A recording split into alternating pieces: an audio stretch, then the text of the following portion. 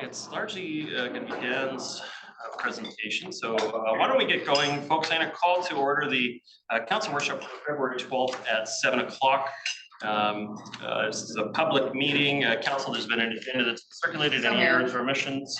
Hearing none. Moved by Councillor Murray, second by Councillor Back. Call the question. All in favor? Contrary minded? Motion carries.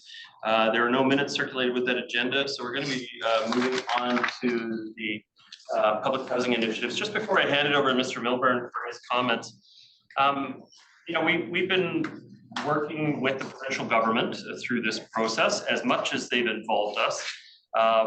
There's definite positives and negatives to the significant policy changes.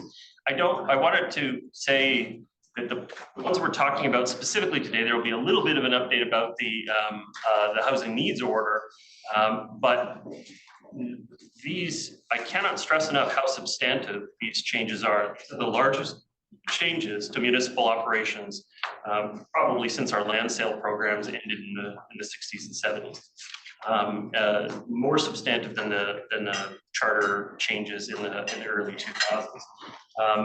This fundamentally changes how what role municipalities will play in designing and developing and planning our own communities. And so we thought that it was important for us to, once we started to understand the full ramifications of these laws, to take it out to the public, make sure that they're aware. And so to that end, I've already done a presentation with Dan, with the Federation of North Vancouver Community Associations, NVCAN, North Vancouver Community Association Network.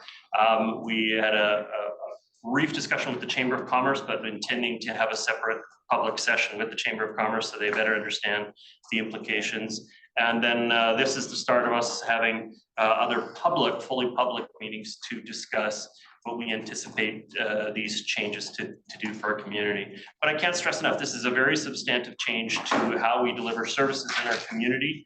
And while we are working in good faith with the provincial government to implement the policies, there are definitely some challenges for us as a community in this. Just on these meetings, so you said this is the beginning of the public meetings? I intend to have a series of public opportunities for people to understand the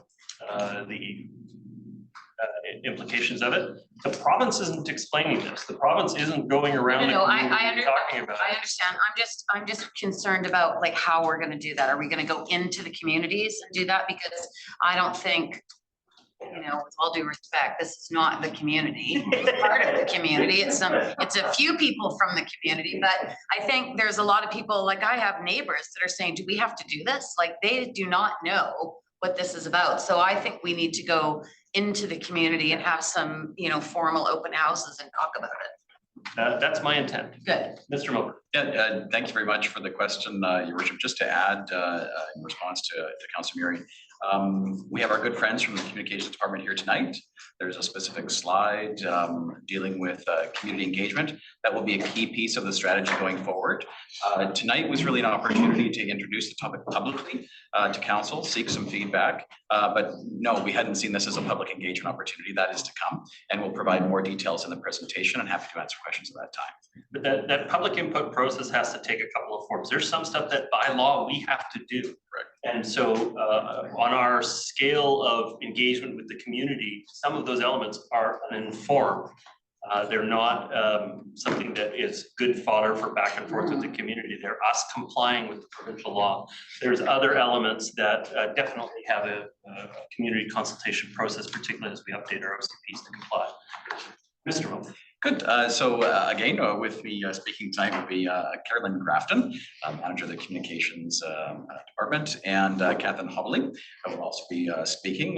These two will be helping us with the public engagement component, which is really a very, very important component to engage the community on this. And I would agree that there are many people in our community, and actually communities right across British Columbia, who are not aware of the depth and scale of the potential impact that the mayor alluded to in his introductory comments. And so tonight, what I hope to do is provide a bit of context for that scale and scope, in particular in relationship to the Housing Supply Act, which Council is familiar with since the province introduced it in mid-2023, but also to speak about changes to the public hearing process, changes to the housing needs report, and official community plan and zoning bylaw that will be required, and in particular, changes to small-scale multifamily housing, as well as transit-oriented areas.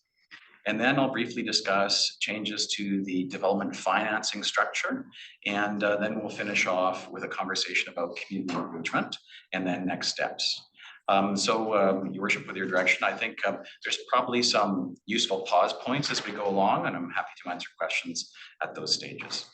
Total presentations a little more than 10 minutes. Maybe 15 to 20. 15 to 20. But we can break it up. I think it's about 3 sections that we could sort of break it up in excellent Q&A. That I think that would be helpful. Great. So just 1 or 2 introductory comments.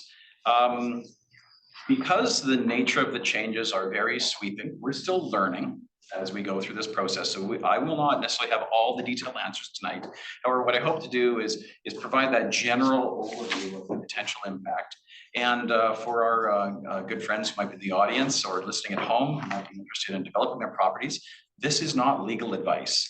If you wish to understand the potential development of your property, please, I encourage you to look at the provincial websites and information. We have that information up on our website as well, so people can link to the provincial information and seek independent legal advice in cases where you're making investments.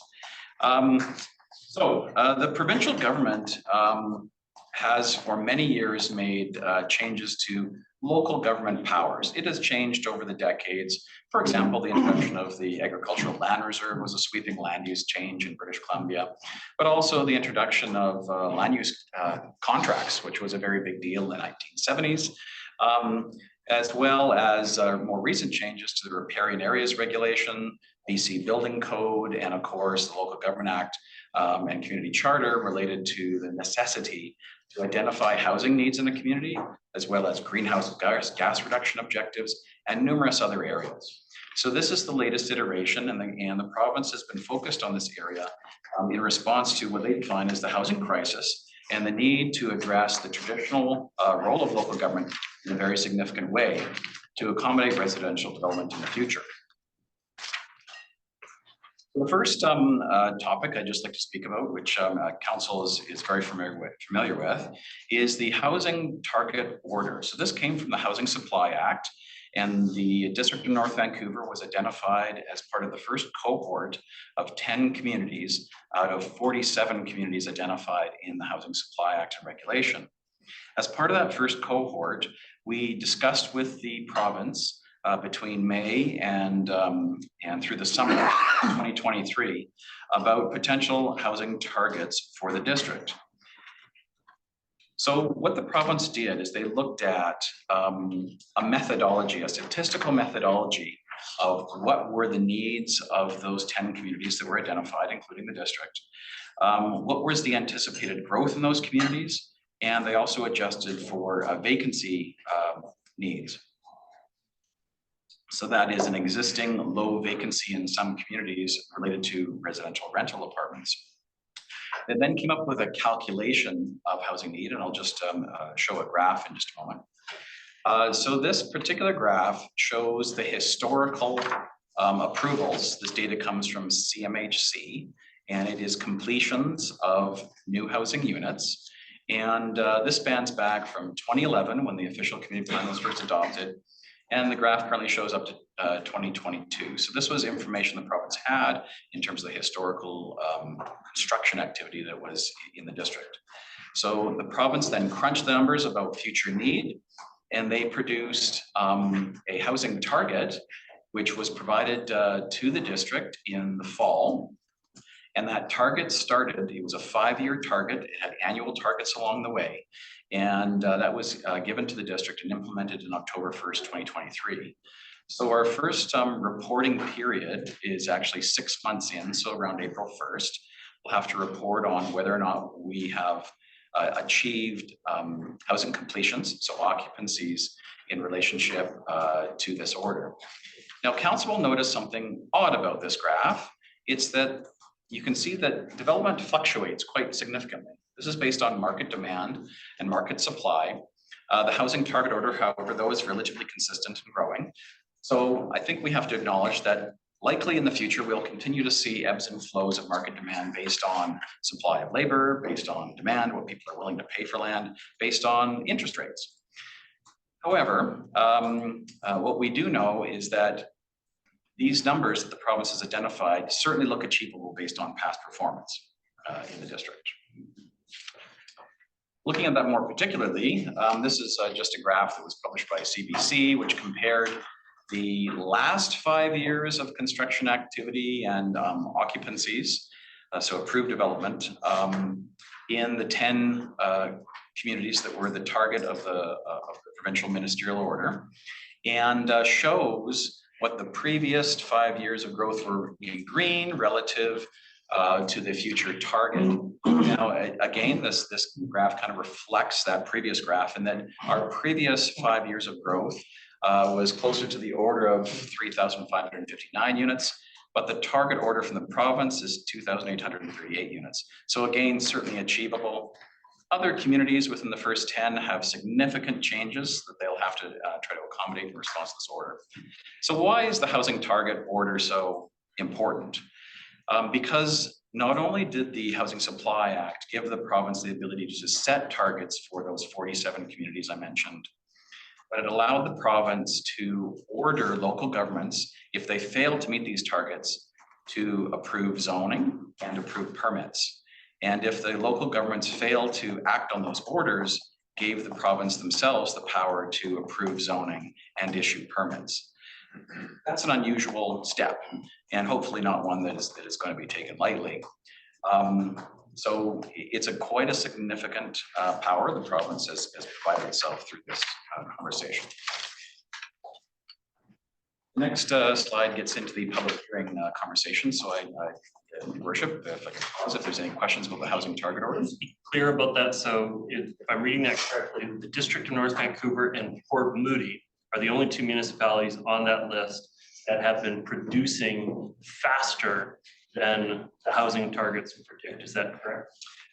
Yes, if we are to, that's exactly right. If we are to take their past performance, including our community, and project it forward, we certainly can achieve the housing target order that's anticipated based on past performance.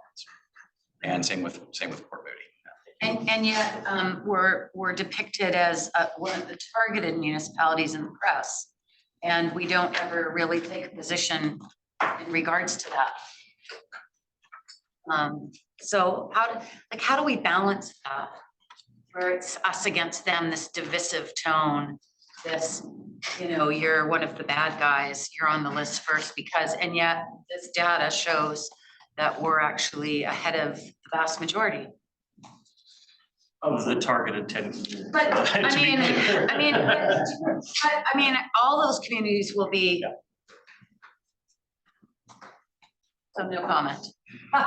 No, that's it. It's But what, like, I'm looking at communications. What position do we take when this kind of fervor in the media is using the kind of terms that are being used and we don't take a position?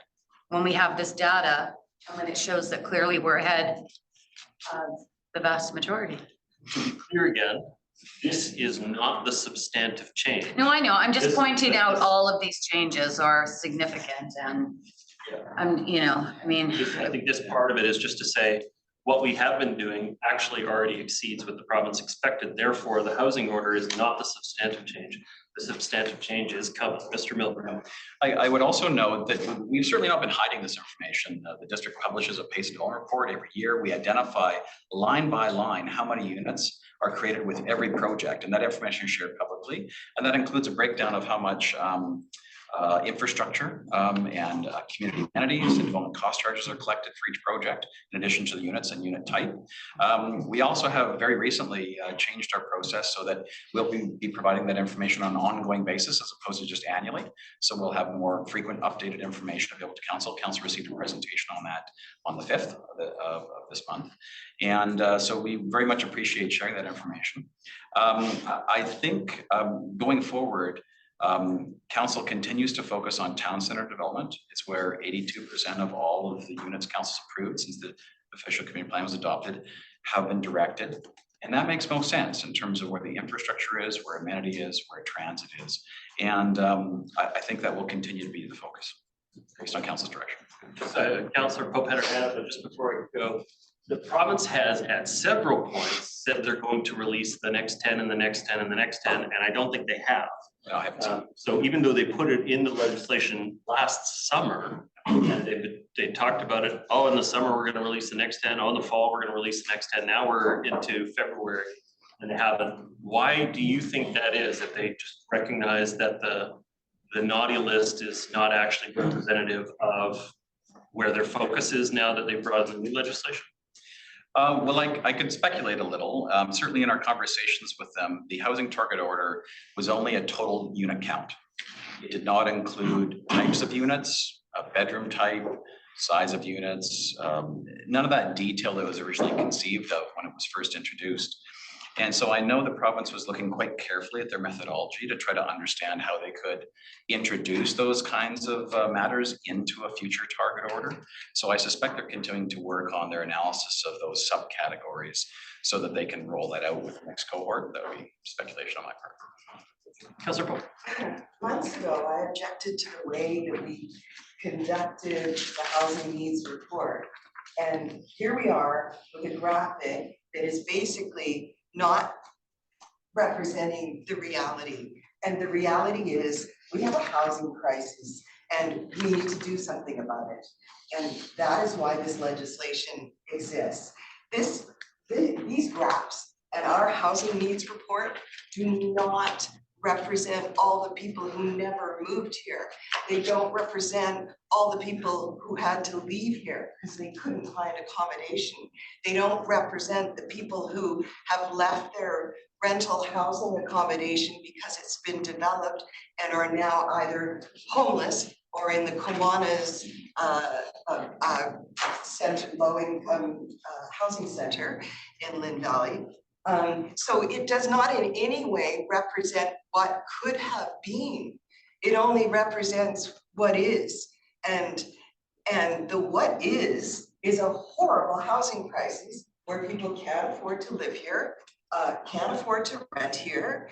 We're losing labor, we have labor shortages, we have all kinds of extenuating problems stemming from this. And that's why to hold this up as a graph that indicates something is just not fair to me. And I think we have to be more accurate in our housing targets to start with. It also doesn't represent First Nations. Just to be clear though, this Which isn't is staff's slide and data, this isn't council slide data, this is from CBC. And so Yeah, they've chosen to pick but these things to our represent. staff chose to show it as representing something. Mr. Milton. Yeah, and I think the story I was trying to tell in sharing this particular information, which is public information, was really that the housing target order of 2,838 units is certainly achievable and actually less than council's target. Council's identified a target of 3,144 units over 5 years. That was in July of 2023 in the housing needs report that was adopted at that time. And this number as well, I should note, was a housing target based on the provincial estimate of 75% of the actual need. Okay, so the actual need identified by the province was over 3,700 units. Okay, so there's a significant number of units that are needed to accommodate the anticipated demand. And I guess the key point was that the target itself is certainly achievable from our past performance and council's indication of approvals going forward. Mr. Stewart has some additional comments. Yeah, I just wondering what council would suggest we do differently than what we're doing right now. we're building more units than we had originally projected. And I just challenge council, what would you do differently than what we're doing right now? That's all. I think that, Mr. Stewart, I think that kind of the purpose of this role in the context of all of the slides is to say that the housing order is not what's driving it. What's going to be driving it is what we're about to talk about, which is the much more substantive 44, 46, and 47. Let's get to it. I'd like to get All that. right. Can I just add one thing? Because Mr. Stewart said what we do differently. Could we in some graph in the future also annex what's happening on First Nations lands that are right in our community, like within the district of North Vancouver? There's significant development being built. And I don't understand why those units are not part of this information. It's just like they're not here, but they are, and they're contributing to this need in ways that are a lot easier than we can do it because of the leased land and the value. Your worship, excellent point. I think the non-identification of Indigenous lands here is because the legislation specifically precludes legislation affecting Indigenous lands. However, as you say, when looking at the official community plan and the future development of our community, the servicing of our neighbors, servicing it through servicing agreements, so on, is fundamental and key to the needs in the community in terms of infrastructure, amenities, and how we're going to grow. And so certainly as we move forward, tonight's conversation is mainly about the legislation and its potential impact. And you've hit on a key point that as we go forward, we need to plan with our partners on the North Shore, across the North Shore, to look at potential impacts, sweeping impacts to demand for sanitary, water, roads, and all other forms of infrastructure. Thank you, Worship. Moving on to the next topic. This is a significant change in terms of public engagement. The province introduced a concept of not just giving a choice to local governments to eliminate hearings in certain circumstances, which is the power it currently has, but actually to prohibit public hearings in certain circumstances. So this slide shows a before on the left-hand side and an after on the right-hand side.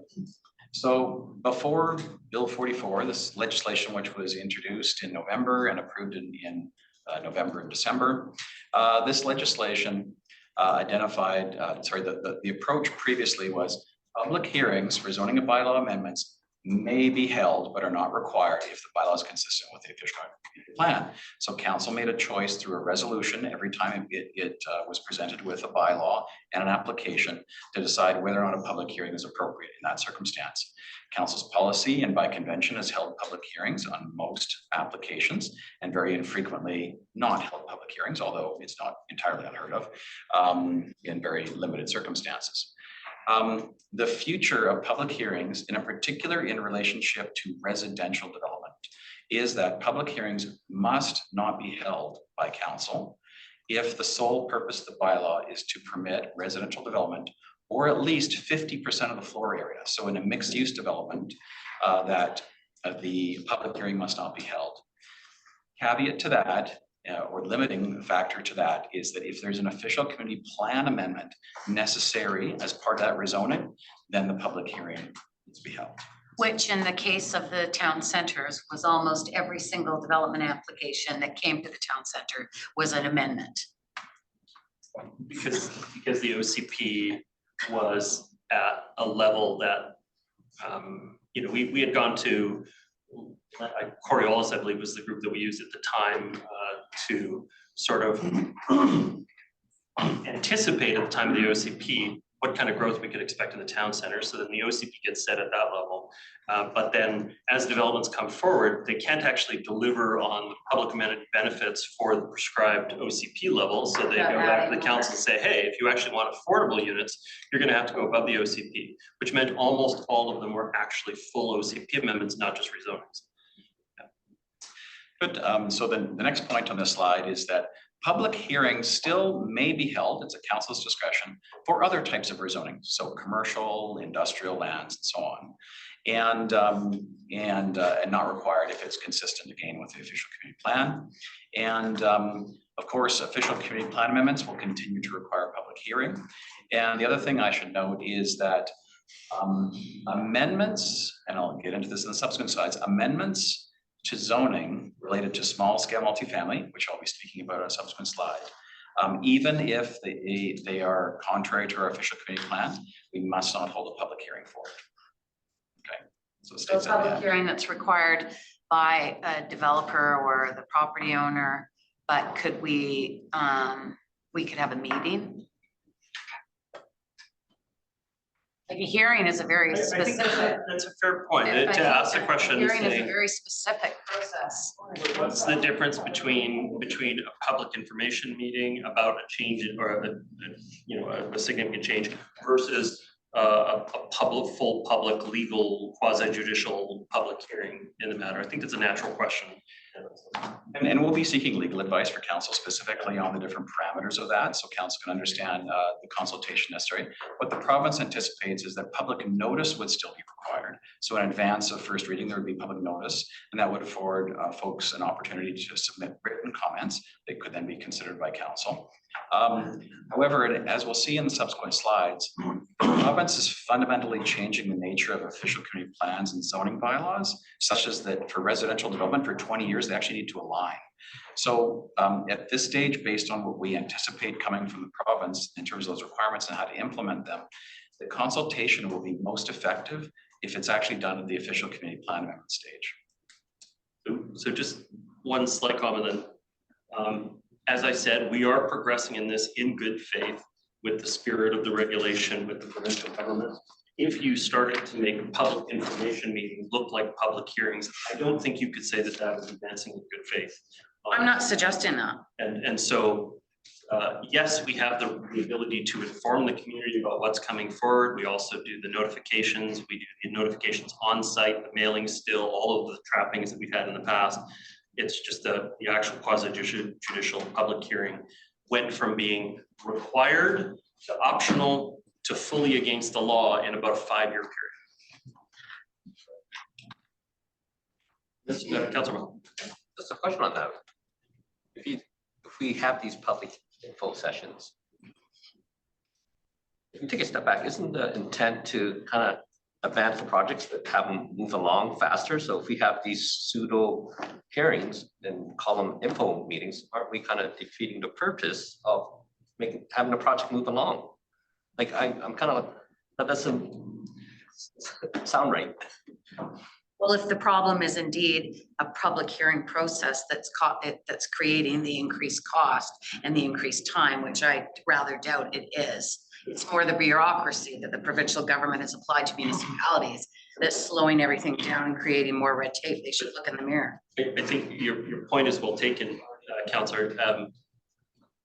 Ultimately, at the end of the day, the council still has the ability to vote against the project. And so if you haven't used those advanced stages to make it acceptable to the council with the changes that the council may recommend, you're right. Your efforts to speed it up may actually make it so that it hasn't made the adjustments necessary to get the support of the council. So it's a risk. But ultimately, their point is that when you get to the point that the project is generally acceptable to the community, like when we would hit first reading, it takes a majority of council to support the item at first reading to move it forward at that point, instead of it going to a full public hearing process. So it's still getting the consent of council to move forward at that.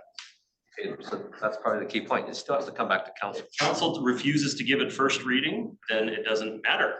You can still return the item back and have further discussions with the developer. You can recommend they go through an early input opportunity or something to materially revise the project before coming back for first reading again. Something comes to first reading and it's in compliance with the OCP, what power do we have to vote against it? Yeah. Like the one on Dollarton. Yeah, so the council has the discretion to vote against any bylaw, whether or not it complies, quote unquote, with the official community plan. That discretion, the province is somewhat limiting in this legislation in that they've set housing targets. So there has to be a sort of total unit count, but council gets to choose where those units get allocated in the community. In certain cases, which is in a subsequent slide, the province is actually taking that power away. For example, in transit-oriented areas, a certain amount of density will, as a right, permitted now, actually, and must be designated by June. So it depends on the particular circumstance that you're referring to, but as a general principle, the effect of an official community plan is that it doesn't impose a regulatory burden. That's its sort of principle. Okay, it doesn't change. It's not like zoning. If they're applying for a zoning change, obviously it's a guide for decision making. It's something that has many factors to it, though. Urban form, environmental protection, all the other issues come into play in the decision. But ultimately, the decision will still rest with council, unless it's in breach of one of the circumstances that I'll be mentioning later in the presentation. And then the province has given itself the power to overrule council. Like transit-oriented. Correct. So in the case of like a development variance permit, there's a special burden on council that you can't unreasonably withhold it. And if we did unreasonably withhold it, they would go to a provincial court and have us overruled with a writ of mandamus, I think is what it is, and they could get that in a day. If the council has unreasonably withheld it, haven't given their reasons for how to withhold it. We don't have that in place for rezoning, but you could see a scenario where the provincial government, if they aren't getting the uplift that they might go that. You can see that's right. We also want to be very careful with respect to potential liability to the organization with respect to how it impacts a third party, such as the landowner, because they can raise the concern in court as well. They'd have to make the case across the community rather than their case by case basis of their. They could go to court based on their particular case and argue delay of approval. So that first one we did in Maplewood that we just didn't go to hearing, that was transit oriented? That was within the OCP? Where did that one fall in? Sure, that fell under residential development. Sorry? It was residential development. So because it was residential development, no public hearing can be held. Because there was no, but there was commercial components. Yeah, up to 50%. So Right. even mixed use residential projects under this criteria, so at least 50% of the floor area, then there's no public hearing. A public hearing must not be held by council in those circumstances. So we were just following the law in that. But we didn't really know. We asked that question that night. What happens if we do vote against it? What happens? We don't know what happens. Who goes to jail? Gets arrested? No, but you still, council still has a vote on granting first reading. What you'll find though, that because as we move towards June, is lots of the zoning will move to the OCP level effectively. And so it just won't be in play anymore because it'll be at the OCP level. And then it's an OCP amendment, which means you have all the trappings of an OCP amendment, which includes a public hearing. I guess that, and we will discuss it in a subsequent slide, but that's really the point of what the province is trying to create here, is they appear to be creating, trying to speed up a decision-making process and trying to keep the focus of the public engagement on the official community plan and zoning bylaw creation, which they've mandated must be completed by the end of 2025. So they've given us some time, a very limited amount of time, mind you, an amount of time in order to make sure that the bylaws of council apply and are consistent with these statutes. Just wanted to say one other thing about that. So I can't speak to the specifics because I'm sure we haven't hit adoption on the project that Councillor Miri mentioned.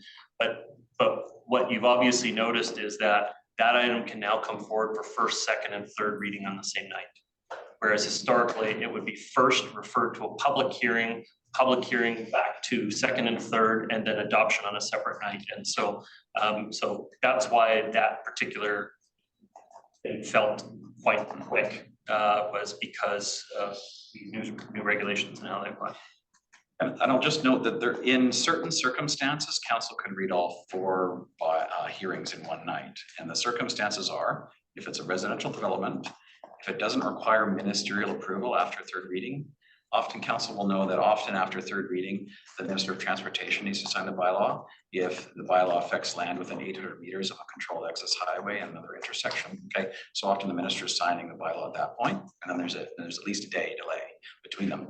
However, if it's purely a residential zoning bylaw amendment, so all that's changing in the bylaw is the zoning for residential use, in those circumstances, technically, 4 readings could be held in one night. I wouldn't recommend it as a good practice. It's often good to have a final reading on a separate night. That's how most bylaws are. No problem. Early on, I've always heard the phrase, OCP is a living document, it's supposed to be aspirational in some degree, maybe that's the vision, but if the new legislation is contingent on the OCP, is our OCP specific enough to provide that guidance, or is this the work that the staff have to do the next, 3 months? The official community plan provides very good guidance for how development can occur in the community. It does call for the potential for sensitive infill in our neighborhoods. But that up to this point, that focus has been secondary suites, which has been allowed for decades. This legislation actually requires secondary suites in every community in British Columbia. Doesn't really affect us because, of course, it's been allowed in the district for decades. This legislation also requires that essentially we dispose of, in many circumstances, which I'll discuss in a moment, single family and duplex zoning as a limitation, and replace it with small scale multifamily housing, so a form of multifamily. So the official community plan does anticipate though some infill, right? So the question will be, how do we consider options? How does council consider options for sensitive infill, for example, using these tools? And we're currently completing, I'm jumping the gun here a little bit in terms of a subsequent section, but we're completing thorough analysis to be able to come back with scenarios so that council can see the potential impacts in the community and have conversations about how to potentially mitigate some of those impacts. So that's a subsequent conversation. I don't have all the details tonight. Excellent. All right. Probably the most, I know small scale multifamily gets a lot of airtime, but this is probably actually the most significant change in Bill 44. And this is the requirement that council change its housing needs report. So I mentioned earlier tonight that the housing needs report was adopted by council in July 2023, identifies the need for 5 years out for 3,144 units. The province, however, is publishing this spring new guidance for local governments that must follow to create housing needs reports. So a new criteria, a new methodology. And in that methodology, the province has indicated that all local governments will have to identify 20 years worth of housing needs, not just 5 years, but 20 years worth. And that an interim housing needs report will have to be approved by council by December 31st, 2024. So we have about 10 months to complete that work. They haven't yet published the criteria yet though, so we're eagerly awaiting that from the province. So how this is changing in terms of before on the left-hand side of the slide and the after on the right-hand side. So housing needs reports have traditionally been in place for about, I think it's about 4 years. And council, as I mentioned, adopted one, and they typically look out 5 years. So it's going to be 20 years of planning will be the requirement. Additionally, the province indicates that the official community plan must be updated by December 31st of 2025, so a little under 2 years from now, to identify how those 20 years of residential needs will be achieved in the community. And that the zoning bylaw and all local governments now have to have an official community plan and have to have zoning that identifies how that density is to be allocated in the community. So it's mandatory and it must match the official community plan. Okay. So a sweeping change because it has been the tradition of the District of North Vancouver and many other communities that projects are often reviewed on a case-by-case basis and approved, and an official community plan implementation occurs in a stepwise fashion incrementally over time. In some communities, there's significant density capacity in certain parts of the community. Your worship has mentioned a couple examples where we've created a C9 zone that created a certain amount of pre-zoned capacity in the community. But this will essentially look at us identifying our housing needs based on provincial criteria for 20 years, and then allocating that density throughout the community, not just in plans, but in our regulations. So that's a big sweeping change. Also of note, density benefits for amenities. So this is a tool called density bonus zoning. It's a tool that we've used very successfully over many years and implemented with various things such as phased development agreements and housing agreements that we negotiate at the time of rezoning to ensure that we get rental housing and affordable housing integrated into mixed use housing projects. We used it very successfully in the past. However, the province has identified that it is a tool that cannot be used in those circumstances where you're achieving the 20 years worth of growth. Only where a developer wants to go above and beyond the minimum required by that identified by council. In those circumstances, we can use density bonus zoning. So they've I don't know if it's the best use of the term, but they've neutered that tool quite significantly as a tool for us to implement in the future. We have advised the province quite strongly that this was actually one of our key tools to achieving and very successfully achieving affordability in our community, and that we would expect the province respond to this and provide us some power in the future. We don't know what that could look like, but we have certainly asked for some way to address this matter going forward, because affordability is often an important component. We don't just want strata buildings and we don't just want rental buildings. Mixed use developments really work best in terms of social cohesion in the community, in terms of achieving multiple objectives for different forms of housing. And so it's something that we're working strongly with the province on. So the reason why this is. Oh, excellent. Well, have we given them any examples of some unintended consequences in regards to, like, I understand we had a project that was zoned.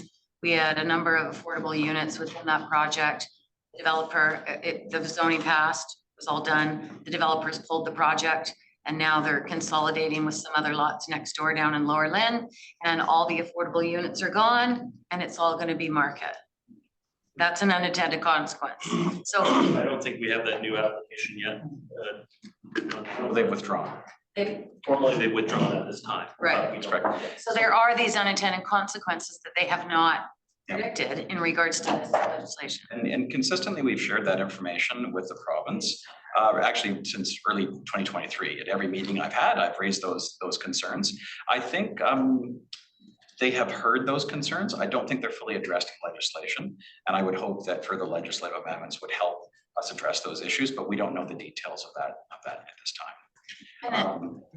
And I'll just say, there's a long list of things that we traditionally negotiate at the time of rezoning. Affordability is one of the big ones, but there's others such as land dedications for road widening. Infrastructure standards actually are a huge component of our discussion with developers. Community amenity contributions. They've provided a tool to address that, but that's another example of something we negotiate. And even subtle things like in a underground parking garage, we often ask for a knockout so that two adjacent properties can use the same driveway out. So we reduce the amount of conflict points coming out to a collector road. Well, we negotiate that at the time of rezoning. So those are just some examples. So there are many things that we do through rezoning that this will challenge. Yes. Tenant relocation and other. Tenant relocation assistance is another excellent example. Yes. Councilor Beck. So obviously, official community plans and the process of creating them is going to become more important than ever for people to get involved with. I'm just wondering, looking at the last review that we did in the last term of council, which took over 2 years, if we're expected to do these every 5 years, we're going to constantly be doing an OCP review. Just wondering what these updates will look like as far as the process. Yeah, and this is, I think you've hit on a really important point, is with every local government, I believe it's over 5,000 in population, needs to update their official community plan every 5 years and need to project out 20 years of growth and then match the zoning. These are often exercises that take hundreds of thousands of dollars, tens of thousands of hours of just mental power and community engagement, in creating these documents that are meant to span many, many years. And I think what will be key is likely setting foundational points and then doing possibly more minor updates or check-ins every 5 years, such as council did with the action plan. Okay, so it'll be a cycle of major review, more minor review, major review, more minor review, to try to ease the financial burden and the level of effort potentially. The other key consideration that I would note here is all the provincial legislation focuses on residential. We never plan a community just around residential. We always think about what are the institutions that are necessary in order to support the development? What is the green space, the open space? What are the employment lands that are necessary? So a big part of an official community plan review won't be just focused on residential, but we'll also need to consider, if we're going to have an increasing population going forward, what are the needs for other housing, other land use types, and how we can ensure that we integrate those in the community effectively. So that will have to be part of the conversation. I was gonna say that, you know, what the province actually requires us to put in the OCP, and what we do put in the OCP are two very different things. We use it as a broader visioning tool for the community. Obviously, it's got lots of general community goals in it, but you could just get down to the nuts and bolts of an OCP and move some of those other features to a different document, because it's not actually a decision-making document. It's more of an general identity document. That way, when you're opening it up every few years, you're really just talking about what's the new data that's being fed into it, rather than redeciding over and over again that we're a safe, clean, and compassionate community with a close connection to nature or the other goals that are in there. You don't have to reopen that discussion every 5 years. You can focus on the new numbers that have to be fed into it. Yeah, excellent point. I'll just ask Councilor Mary. So just, so about the OCP, so the OCPs are a living document, but council has great, policies say one thing, but council has great power to do the opposite of what the policies say. We don't need to follow policies, as in we rezoned industrial land to residential.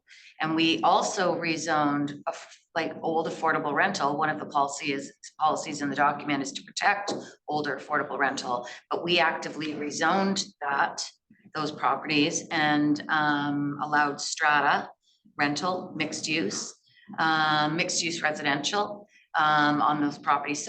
So if this is indeed about a housing crisis, is there protection that the province is offering to make sure that those older affordable buildings are truly protected, and that lack of industrial land that has been shrinking is truly protected? ALR land that is shrinking to fill in the gaps of industrial. Where is the discussion on that, or is there discussion? And to contextualize that answer, I think it's really useful to think about the purpose of official community plans. So most council bylaws that the council deals with, other than budget bylaws, are regulatory in nature. So building code standards and so on. So in those circumstances, it's a way for council to essentially effect control over activity on certain lands, okay, that they abide to certain standards, for example.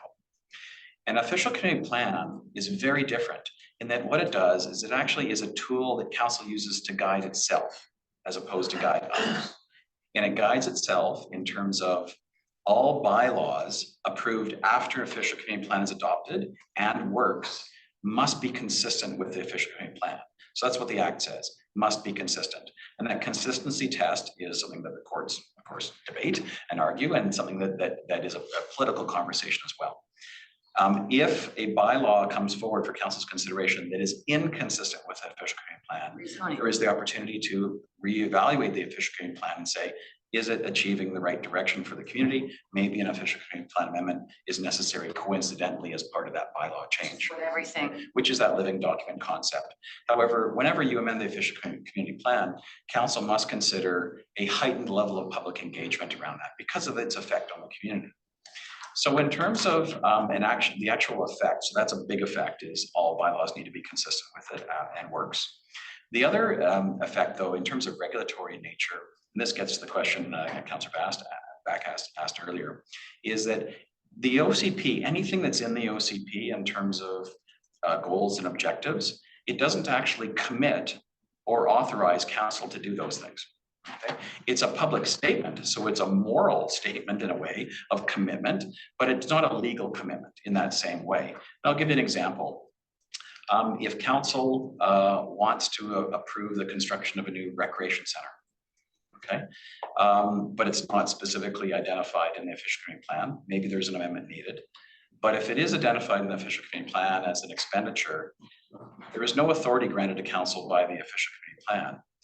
Council would still have to adopt the necessary budget bylaws and so on in order to bring that to effect, to make that happen. Now, the other key important area in official community plan is, in particular, because we're talking about land use tonight, is land use. It is an expression to the community of the type of development that council anticipates and in fact endorses and supports and wants to see happen, the change council wants to happen. Or in some neighborhoods, it's the preservation council wants to see happen. Right? Council can identify areas that there is no change identified. It's an area of preservation, an area of stability. Those are options for council in an official. I guess, and thank you for that. I guess my point though is that this place that we're in right now is the result of years of speculation, a foreign market, shadow flipping, foreign investment, redevelopment, money laundering, all of those things. And, those issues have created this unaffordable place that we call home right now. And municipalities have contributed to that. And we have by not following things like protect older rental housing, right? We didn't do that, in my opinion. So I'll go one further to say Okay. also that before 2005, we had a 17-year period where not a single purpose-built rental building was built. And it took time for us to change what that was worth in the community, for us to incentivize it to take place. It used to be that simply the tax system and the federal dollars going into it were sufficient for purpose-built rental buildings to come forward. and the loss of that federal support. And then you have a 17-year gap where none of it was built and none of it's aging through the community and none of it's progressing. So, Councillor Pope. I feel members of council have forgotten the BC's recent announcement for the Rental Protection Fund, which provides $500 million to expand affordable housing in BC by renting those old affordable units that exist. Right now, there's many applications before them for that money. They just approved one last week. So that is what the province has done to address that issue.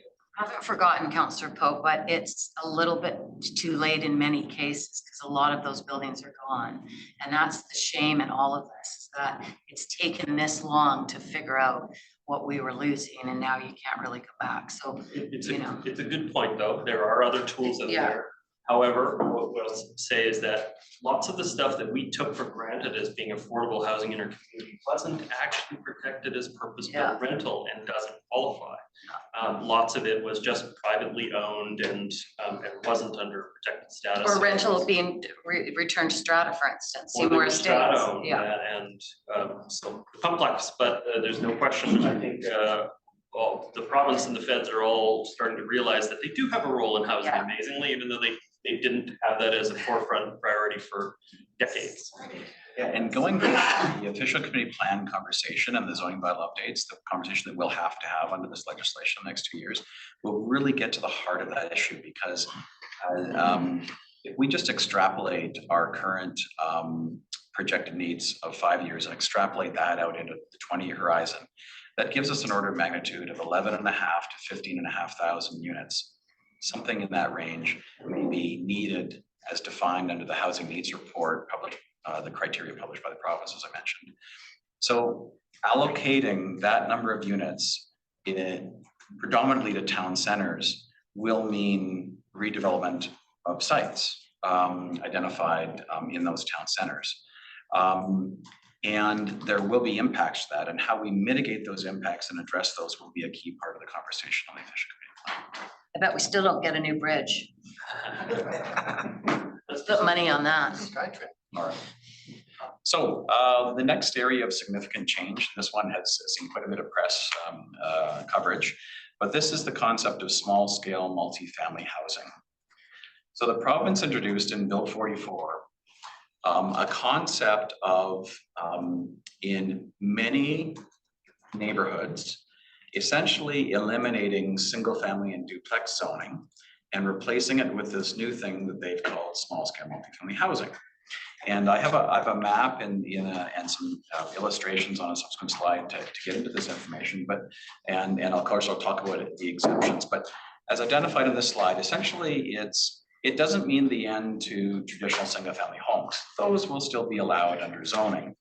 However, this change will force local governments to accommodate small-scale multifamily developments in traditional single-family neighborhoods in a large way across the province. And when we say small-scale multifamily housing, what we mean is up to a minimum of 3 units on lots that are 280 square meters or smaller. That's around 3,000 square feet, so that's a pretty small lot. And then up to 4 units on lots that are larger than 280 square meters. And up to 6 units on lots that are over 280 square meters and within 400 meters of a frequent transit route identified in provincial regulation. I'll show you what that looks like. Essentially, so it's a range of housing types. Now, there are a number of exceptions to that, which I'll describe in a subsequent slide, but that's the general principle. And that this zoning must be in place by June 30th, 2024. The province did introduce a concept of local governments that are struggling with this matter to request an extension. However, they've made it very clear that that will only be given in very, very exceptional circumstances. And so certainly what we've done in response to this issue, and of course this entire implementation, is we've created a provincial housing initiatives office at the district. And we've seconded staff to help us achieve this statutory requirement and give good advice to council and the public and receive feedback, which we'll talk about later in the presentation, and to present scenarios to the community and talk about how we can implement and in appropriate circumstances mitigate. One of the things that's interesting in terms of small scale multifamily is for these identified 6 unit sites that the local governments cannot set parking standards. So a developer could construct up to 6 units and have 0 parking on their property in those circumstances. If the owner of the property and developer, however, does choose to voluntarily provide some parking spaces, they would have to meet the standards of the community. So, for example, the obvious one is, we don't typically have gravel parking lots. We have paved parking surfaces, for example, certain dimensions and so on. Those standards would still be upheld in the circumstances of voluntarily provided parking. There is some very limited density bonus zoning powers within these areas, but it's generally for 1 additional unit. I haven't run the numbers, but I don't quite see the economic benefit of a developer developing 1 additional unit and us requiring that unit be affordable. I don't quite see how that would be a market benefit for the developer in that circumstance with these permissions. So I definitely do want to mention the exceptions though, because I think that'll answer a number of council's questions as we go through this. The other thing the province gave itself is essentially a direction that council cannot exercise its powers to unreasonably prohibit or restrict the prescribed use or density under these small scale multifamily zones once they're identified. So once they've been identified and zoned, council would not be able to use its powers under heritage protection, under development permit area regulations, or any of its other land use powers such as temporary use permits, variance permits, signage, trees, phase development agreements. All of those powers could not restrict these density permissions once it's been created. Okay, so that's a very important consideration. Happy to answer questions related to that. Councillors Miri and Bat. Councillor Miri, your comments? So we're modeling. Are we modeling the costs of all of this extra density?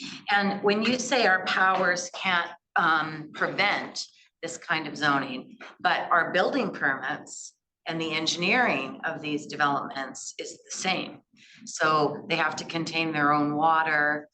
Are the setbacks the same? All the things that are associated with the building permit are the same. I mean, again, you have to go back to what is the intent of this. And I think we were hoping that when the legislation was announced, it was going to concentrate and focus on social housing, truly affordable housing. But this housing is any kind of housing. Go to town, and we know the costs of just building a coach house in the district on a side of a hill next to a creek in this municipality. And there's nothing affordable about it. It's over $500,000 easily. So, like, I just want to know how the modeling, where we are with the modeling. And are we going to be doing any audits on those costs to show, and there's many areas that could do this far cheaper than municipalities like ours. West Vancouver and ourselves, even the city, how we're developed on the side of a hill is a challenging place to develop. Plus there's a premium just because you call us the North Shore. You know, where are all those numbers? What are we taking those numbers and that level of modeling to the province to present to them that this is just more speculation because of what we have in our community and where we happen to be geographically located? Thank you. I'm happy to start with that, and then sort of Mr. Joyce may want to jump in as well. Your worship, we absolutely are modeling. We're looking at various scenarios of potential build out as well as potential mitigation approaches to address some of the exceptions that I'll mention in a subsequent slide. And so we're modeling that to understand the impact on the water, sanitary, sewer, transportation networks as well. And not just, we understand there's impacts not just in the district itself, but also impacts as our infrastructure flows through adjacent communities, as well as, of course, metro system. So there is a very deliberate exercise of trying to understand the potential impacts, present scenarios to council in a public way, and then come out to the public. We don't have that information to share tonight, as that modeling exercise Do we is know when that's going to be coming forward for us to see that? in the coming couple months. Are we working with Metro on that modeling too? I know at the Council of Councils, Heather McNeil talked about, you know, On waters. yeah, I mean, they've taken a lot of the modelers, so we're kind of on our own, but Mr. Joyce. Yeah, through your worship, we've asked Metro, we don't have a response yet from Metro, but we need that information. I sat through some of the modeling this afternoon down the hall, as Dan mentioned, and there's nothing earth shattering there, but what I would have thought of, if you've been around the table for a while, you know, up at the top of our zones, often the houses have PRV to increase the pressure in the house. So there'll be some substantial changes to the district system should we go ahead. But again, I'll point back to my earlier comments, this might be a 75-year plan. So what Dan's going to come back after he's got the engineering all places, have a discussion in council where we would want to have this to meet housing targets. Maybe it's Norgate. You don't want sixplexes probably out way in Deep Cove because you have to break off the lines, for example. So there'll be choices that council can guide density or housing targets to when we finish looking at the infrastructure. But yes, there will be some big changes on the infrastructure. And then the costs of this.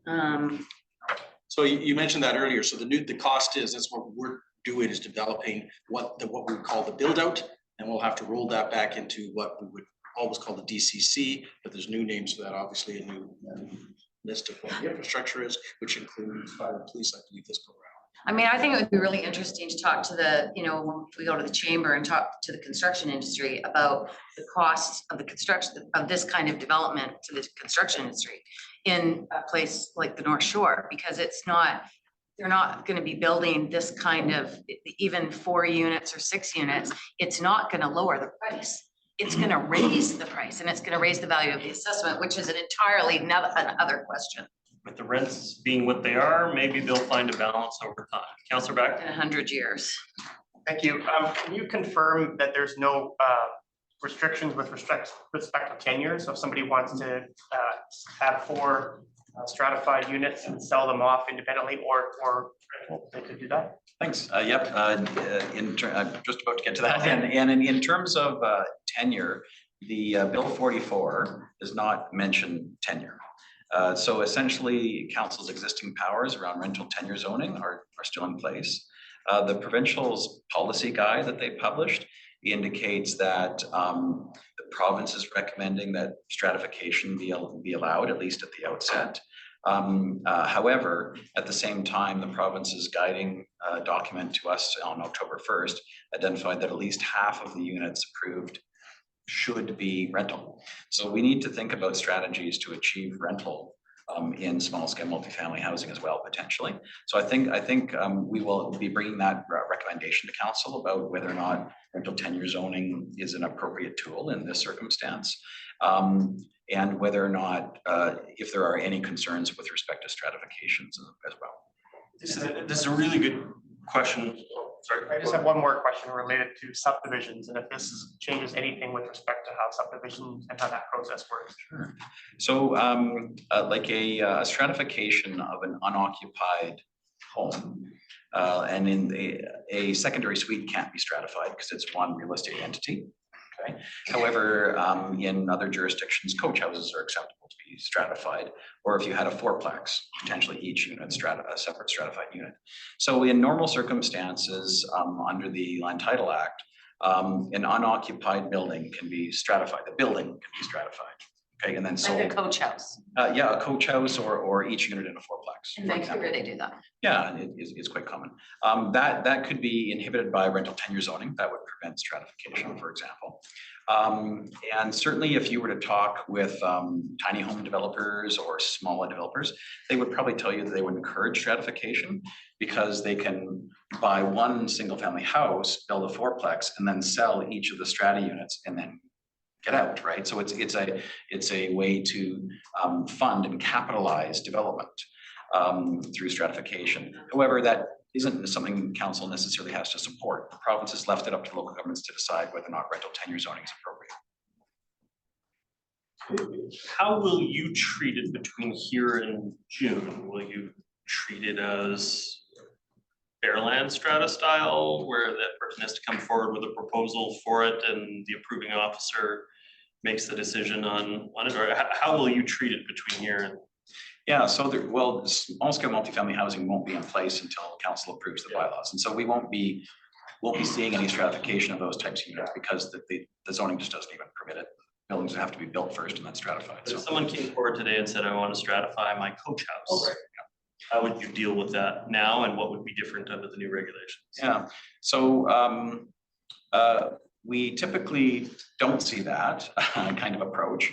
I think we have some zoning regulations that currently limit that potential right now, but we'd have to double check with our legal.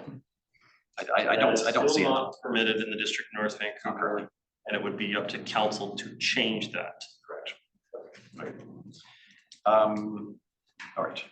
So the other point I'll make is that the province has published policy guidance on what this new zoning should look like in terms of its scale. So site coverage ranging from about 35% to 60% in terms of height, up to 11 meters or 3 stories.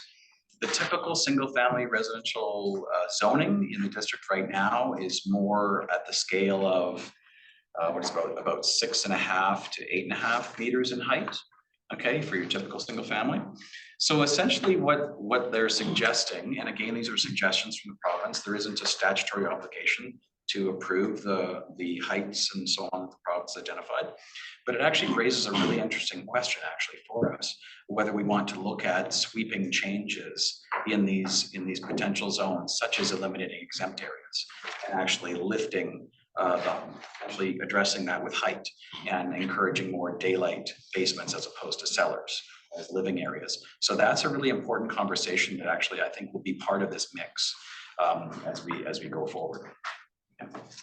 Well, we've seen those 2 examples down on Friar Crescent and the one down on Dollarton, where because of the shape of the lot, the pie, you know, an entire corner of a neighborhood was blocked because the pie shape pushed the house so close to the neighbors that whole neighborhood was up in arms. So this communication to have people understand what this is about is really important, because I think they're shocked when a new single family home on some of these big lots are built, because it's massive. And even if we lifted it up with height, some of these places would still want the full height ceilings, which is why we bury them in the first place, so they can take advantage of the full height ceilings on the main floor, right? Yeah, a big part of the conversation over many years, especially around the neighborhood zones, these 14 zones that were created in each area, were very subtle differences in terms of eave height and size of the second story. It's very detailed. I think this is the policy documents the province has published, essentially asking communities, at least for small scale multifamily areas, to completely rethink that approach and to consider a very different approach that looks more akin to. But those can go into zones. Those can go into zones or everywhere, you're saying? In the areas that must change to small scale multifamily. In those areas, essentially the province is suggesting that there be a variety of housing types permitted and that the scale essentially reflect that. Again, the law of the land will be that our setbacks, our maximum heights, our building envelope, we still have the ability to determine the maximum building envelope. That's right, acting reasonably. So let's say council were to approve a site coverage or height that inhibited the potential development of a 6-unit project in a 6-unit area. That may be perceived by some to be unreasonable if it's too small, right? And couldn't create a marketable development. We could see some people challenging that. So we'll have to be judicious in our application. And you haven't specifically got to a floor space ratio, but you're including that in this discussion. Yeah, we definitely use floor space ratio. The provincial policies don't refer to it. We use it in single family as a way to control density.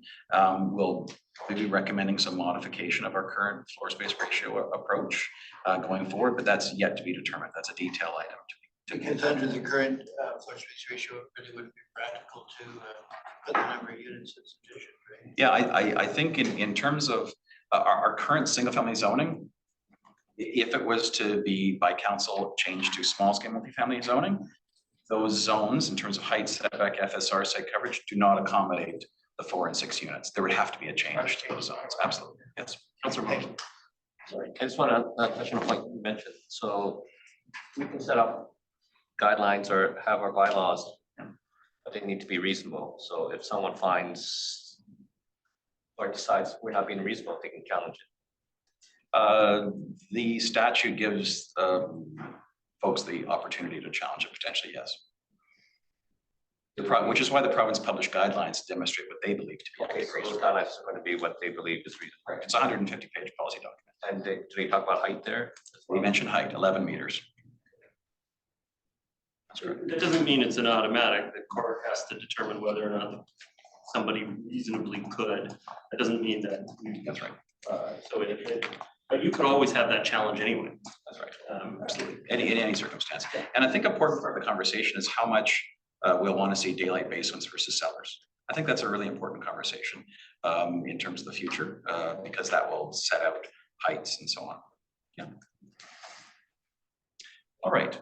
So I think it's really important to note that there are specific statutory and actually regulatory defined exceptions to where small scale multifamily housing would not go. Okay. So such circumstances include lands that are currently single family or duplex zoned, which are outside our urban continuum boundary. And I'll show you a map on the next slide about where those are. So that's an example. So really this is the province acknowledging that those kind of alpine lots and unserviced lots really just aren't appropriate for higher density. So that's a positive exemption. Another is land protected under the Heritage Conservation Act. So this is a provincial statute that identifies lands that have heritage value and heritage character.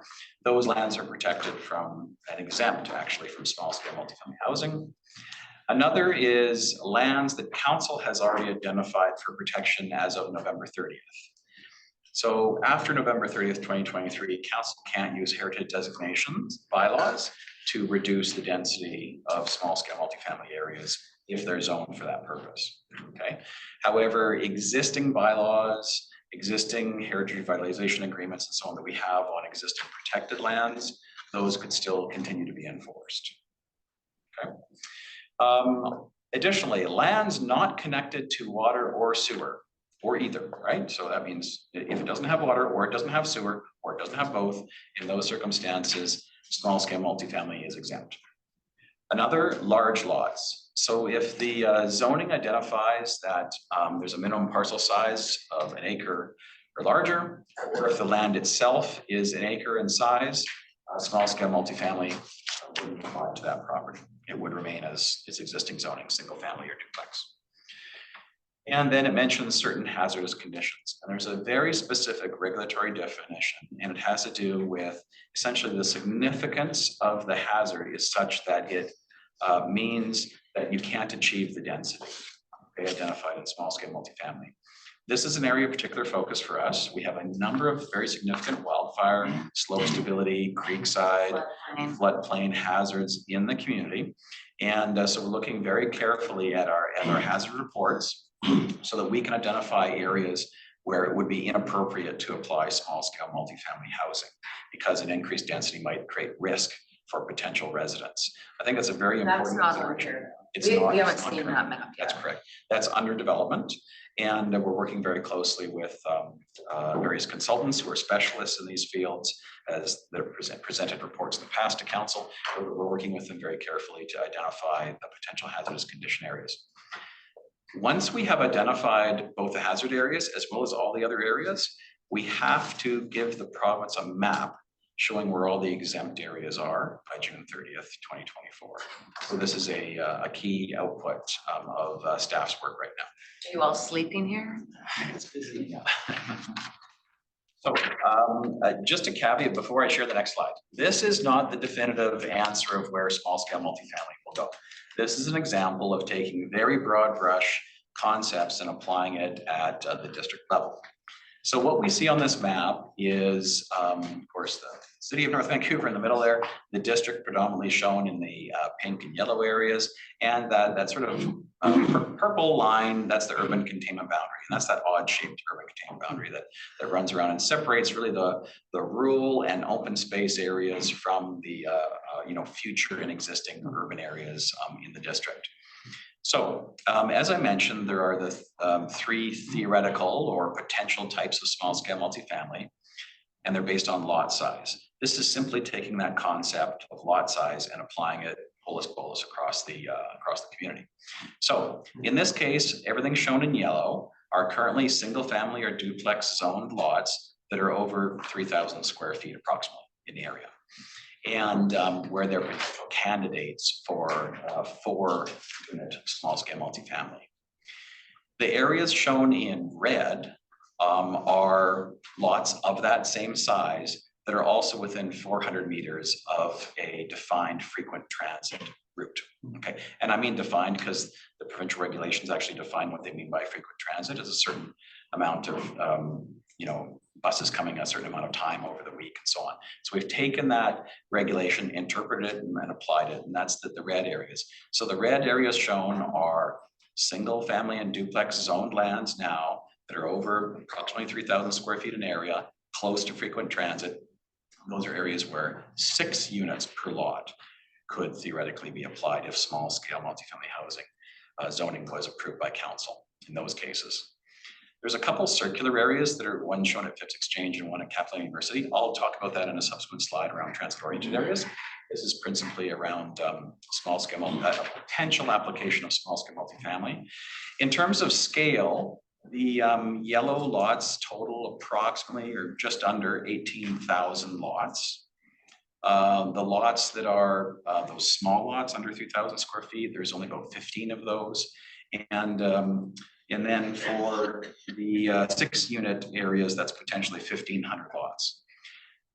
Again, so really rough calculation, if you take those numbers of lots and multiply it by the units per lot, that's going from around 20,000 parcels where you typically have 1 unit or 1.4 units, if you add up all the secondary suites, and changing that to 81,000 potential units. So really dramatic in terms of the potential scale for a swing in total demand, which then if you run a model on the water, sanitary, and storm and transportation infrastructure needed to support 81,000 units in that same area, there's quite significant impacts. Now, I caution, the reality of that is you're never going to see 81,000 units convert in any kind of like quick time scale. There certainly isn't any kind of market demand for that we understand. So a key question is how many and where? And so that's a big part of the modeling conversation that we'll be bringing back to council is where are the likely areas where small scale multifamily housing could work best. And once we've exempted all those other lands, remember that exemption list I provided council, and then provide council some advice around the potential impact to infrastructure and other tools that could be applied to mitigate this impact. So we'll be, I think one was mentioned earlier, rent of tenure zoning. So we'll come back to council with advice on that in the coming months. Councillor Back, that question. So the two areas where 6 units or more than 1,500 or so lots are Lionsgate and Lynn Valley, majority. Is that because of rapid bus and future rapid bus service? Or? Yeah, and so we essentially took the criteria the province defined in regulation, and it was a certain amount of frequency of bus returns, and then also the periodicity across the whole week. So it had to be throughout the week.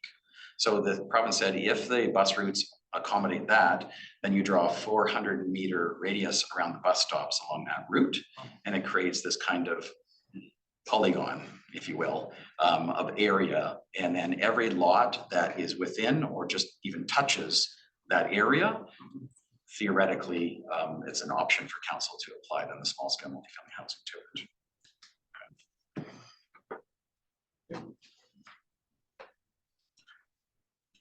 And I can give you the exact definition, but okay. So one of the thoughts around that key question I mentioned earlier about how many could we expect? So just very roughly, I looked at the existing single family tear downs and rebuilds that we have in the community, plus major renovations. So these are renovations over $150,000 in construction value. Some may feel that's not a major, but that we just used a cutoff. So that number was used, and that generated these green dots here. And those are the 2023 Building permits. Building permits. So the reason why I show it here is one of the key things that we think about is how many of people may be interested in developing small scale multifamily. One of the key questions is, well, where do we currently see homes that are torn down and rebuilt because their age or condition isn't meeting the people's needs? In those circumstances, if small scale multifamily housing is applied to that same lot, the option will then be up to them to put in a duplex or threeplex or fourplex or sixplex, depending upon the small scale multifamily zoning that applies to the property. So you can see that there is, the reason why I show this is there's just broad brushed interest in tear downs and rebuilds in the community and in every neighborhood.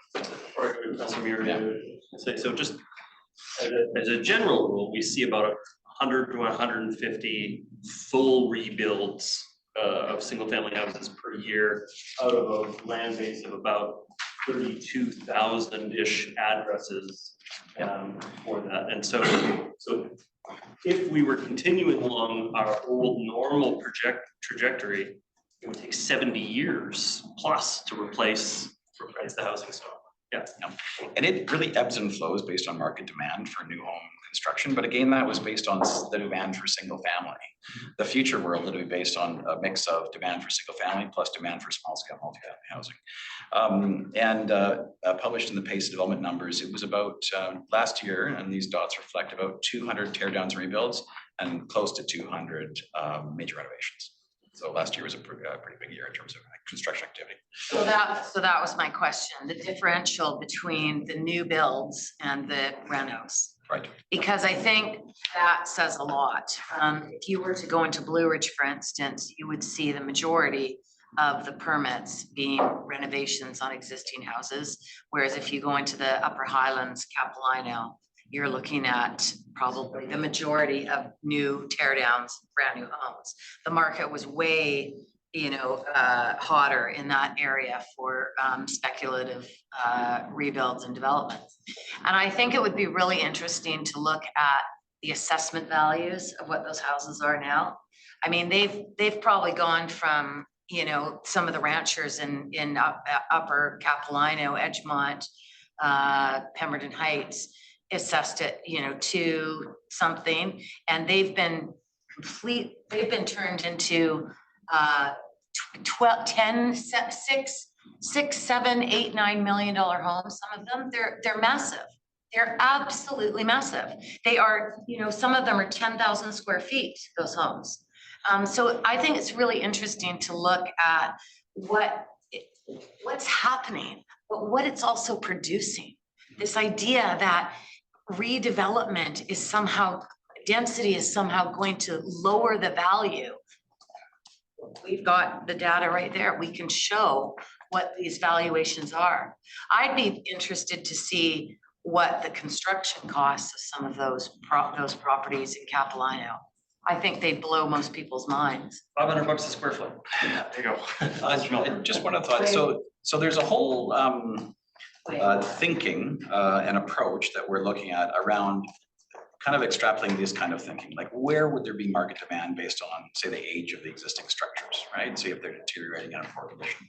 Another, of course, is site topography, where is it easier to build, access to services, proximity to amenities. All of those things I think will come into play in terms of market demand responding to this.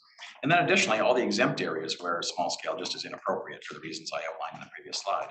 So that's a whole interesting conversation. In addition, there's an interesting dynamic that if we put small scale multifamily housing in areas that we actually want higher density, that's actually problematic, potentially because you're increasing the value of those lands and making them harder to be consolidated and then developed to a mid-rise or a townhouse complex, for example. So I think we need to be very careful about how we apply these scenarios and so on, so that we achieve all those objectives. And so it's a complex exercise, but it won't be just in-house. This will be bringing forward scenarios to discuss publicly, and we'll discuss that at the public portion of tonight's conversation. Good. All right. So the changes do not end there. There is transit-oriented areas as well, as I alluded to in a previous slide. So transit-oriented areas are currently in effect. The province has already passed legislation, and it came into effect at royal assent, that the areas identified in regulation, and I'll show you a map in 2 slides, council cannot prohibit a rezoning application that accommodates a residential height, or so for residential development of a height and density specified in the regulation. Okay, and then the province said local governments that are impacted by transit-oriented areas need to designate all of the transit-oriented areas by June 30th, 2024. So that is another must-do that the staff team is working on. So the regulation is complex, and it identifies various rapid transit bus exchanges in various communities across British Columbia. I've put in bold black the regulations which directly impact the District of North Vancouver, which is named in the regulation, as well as the identification by an actual latitude and longitude geographic location of where these bus exchanges are. And it is essentially Phibbs Exchange and Capilano University Bus Exchange. Okay, those are the 2 identified bus exchanges to which this regulation applies now. And we will be bringing forward a bylaw for council consideration to designate those properties. Okay, and I'll show you a slide generally of how they could be applied.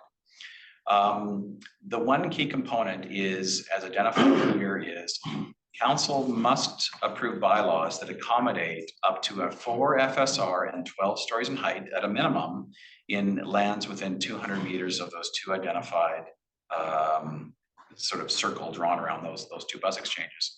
And then within 201 to 400 meters, council must approve a zoning bylaw amendment for up to a 3 FSR and up to 8 stories minimum in those areas. Yeah, we've had some debate about this, and I'll look to someone with some jurisprudence experience on this. Up to a minimum. How do we define up to a minimum? Why wouldn't they just have said a minimum of 4? So the regulation is actually written a bit differently. So this is their public communication documentation that I've cut and pasted here. The regulation essentially says council can't use its powers. The provincially prescribed residential use and density, height, and proximity to transit.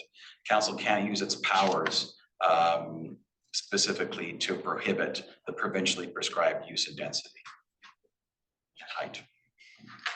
Okay, so local governments must not exercise their powers to prohibit provincially prescribed residential use, density, and height in transit-oriented areas as of June 30th, 2020.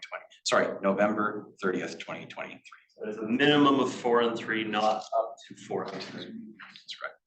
So I mentioned the minimum because no doubt some developers might be interested in asking for even more and coming in with a rezoning application to go beyond that amount. We did have one application that was going through the approval process and awaiting final reading and was withdrawn. And that was for, I believe it was a 6-story project around 65, 67. Affordable housing. Affordable housing in it. And what they've done is they've withdrawn because a portion of one of their lots touches the 200-meter radius, and therefore their entire development could enjoy the benefit of 4 FSR and 12-story. 12-story, and they're looking at consolidating and growing their development site and expanding it. So that's just an example. I'm not singling them out for any particular reason. I mean, they're just potentially going to benefit from these regulatory changes. So the one thing I note here in the bottom left is that the province has also prohibited local governments from requiring off-street parking. So within the transit-oriented areas, again, developers can voluntarily provide parking, which will have to meet our standards in terms of surfacing, et cetera. But parking for vehicles is not required. So in the Except development. in the development for the residential component. So if there's a mixed-use project with commercial, we can require that there's commercial parking spaces, but zero for the residential. Now, that does not mean developers are going to want to do that. Most developers I've worked with have a certain minimum number of parking spaces that they need in order to sell those units in the marketplace, but it's not a guarantee under the regulation. And so the initial issue that popped to my mind is, and I know this will be controversial in the community, but we had looked at the potential for progressively changing our on-street parking standards over time as we slowly redevelop. However, that will not send the right signal to the development industry. They assume they can use adjacent public lands for parking. What we'll probably need to do, and this is, again, I'm not a professional transportation engineer, but from a planning perspective, most town centers that develop have time parking and pay parking as ways to regulate the public space to ensure that that public benefit is shared appropriately amongst all the users and not dominated by any one particular user. And so I think that would be an important conversation going forward, is that we might need to look at rapid change in that area rather than progressive incremental change over time. And you get turnover. And that's my very bureaucratic way of saying we need to change the on-street parking rules to have time and pay parking Sooner rather than later. sooner rather than later. Otherwise, do we still, I mean, you described, and we were talking about 44, about how only in a very voluntary sense did our parking rules really apply. Yes, if someone volunteered to have parking, we could define it, but they could also say they weren't going to provide parking and then not comply, even though they have a parking grant unofficially. Correct. When you're talking about this, do we still have the ability to prescribe parking regulations for the residential component in terms of other aspects, like how many are electrified with level 2 charging spaces? That's all gone. That's correct. We don't have the ability to force new developments in our transit-oriented area to have electrified parking spaces. That's correct. Can Now, I have another question? sure, I just Oh, go want ahead. to clarify the one point. There is one power the province has left us, and that is disabled parking or accessible parking. We can set standards for that. Also, in speaking to some lawyers, some believe that this rule appears to apply just to vehicle parking, like cars. And so other rules that we do apply, such as parking for bicycles, could potentially be something that we continue to mandate. Again, I'm going to be looking for a legal opinion to confirm that before we recommend a particular regulation on that. Councilors Miri and Back. So given previous developments that have already been built, those underground parking lots and those spots, there's always been a charge attached to them. And people, you know, whether it's right or wrong, have parked in the area because the land is available for them to park and have not necessarily utilized the entire complement of the underground parking because of the cost, because the affordability of the rental units is so high. They got to try to find savings somewhere. And so now that affordability is now going to be impacted because there's not going to be any, I mean, if you go into Maplewood right now and any given day during the week, every single road, like the whole road down Old Dollarton, where no one, there's like 4 houses. There's 4 houses and there's like a gravel pit and there's no parking. 0. It is filled with company vans, trucks, everywhere, because the businesses can't accommodate, the units that are down there can't accommodate. And we've just made a recent decision where we took out a level of parking on Dollarton in that strata that reverted back to rental. And we took out a whole level of parking on Dollarton, Old Dollarton. So the impact that this is going to have on those areas is going to be absolutely astounding. And those are industrial businesses. Those are commercial, light industrial, heavy industrial businesses that are in those areas. Like they can't take the bus. You know, there's shift workers, the buses don't run on their shifts. It's crazy how this is gonna impact some of these areas. And you know, just the other thing that where we got, when we were talking about the innovation district, the province said that the road network would fail under the innovation district's concept, that the Dollarton and Main Street corridors, the roads would fail based on the number of cars that were being generated from that one project, that innovation district that Darwin brought forward. Like, this is like quadrupling that. Great. It will definitely put the burden on our owners that you're responsible for paying for the parking of your private automobile. Councilor Back. Can you give us some sense in the two transit-oriented areas, what that scale kind of looks like? Like in the area around Phipps, it doesn't seem like as much of a departure from the OCP as Capital Island University, for instance. Like that whole area north of the university is. That's right. So, And that's on a cliff. so here's a map showing the two concentric circles, 200 meters and 400 meters. So again, within the red, it's up to 12 stories and 4 FSR. And within the yellow, it's 8 stories and 3 FSR. And so we've tried to reflect the, again, this is just a first cut. Please don't take this as gospel. This is a first cut at potential lots that may be impacted by this potential. We have to look at it closer, but it does create some awkward results in terms of you know, a development of towers on a single-family residential street. So there's kind of some odd results that can be. With the Bailey Bridge. If you just draw a circle around lands instead of potential. However, what this means is we'll need to look carefully at our suite of powers around servicing and so on to see if there's some way that we can direct this growth to appropriate locations that can actually be physically serviced. So for example, minimum pressures, minimum firefighting flows of water, this type of thing needs to be looked at in these areas quite carefully, because I think we all agree that, you know, and hopefully developers would acknowledge that there are certain areas even within these concentric circles where it just wouldn't be physically appropriate for that kind of density. But the regulation doesn't appear to provide for that kind of nuance. I'll just mention one. I was sitting in on a conversation with, I'll not mention the communities, but one of the concentric circles stretched into a neighboring community across the river with no physical connection to it, and yet the density was afforded to that adjacent community. And so that was an example of an oddity. Now, the important thing, just to take a breath, and I'm talking fast here, but the important thing is that when we apply this and designate the properties, we do need again to look at the suite of tools that council has and still has, such as rental tenure zoning and other tools around ensuring that we have safe potential development. And if need be, if an area just cannot be physically developed and it's an exceptional circumstance, of course, we can identify to the province there needs to be an additional time provided to us to implement this approach.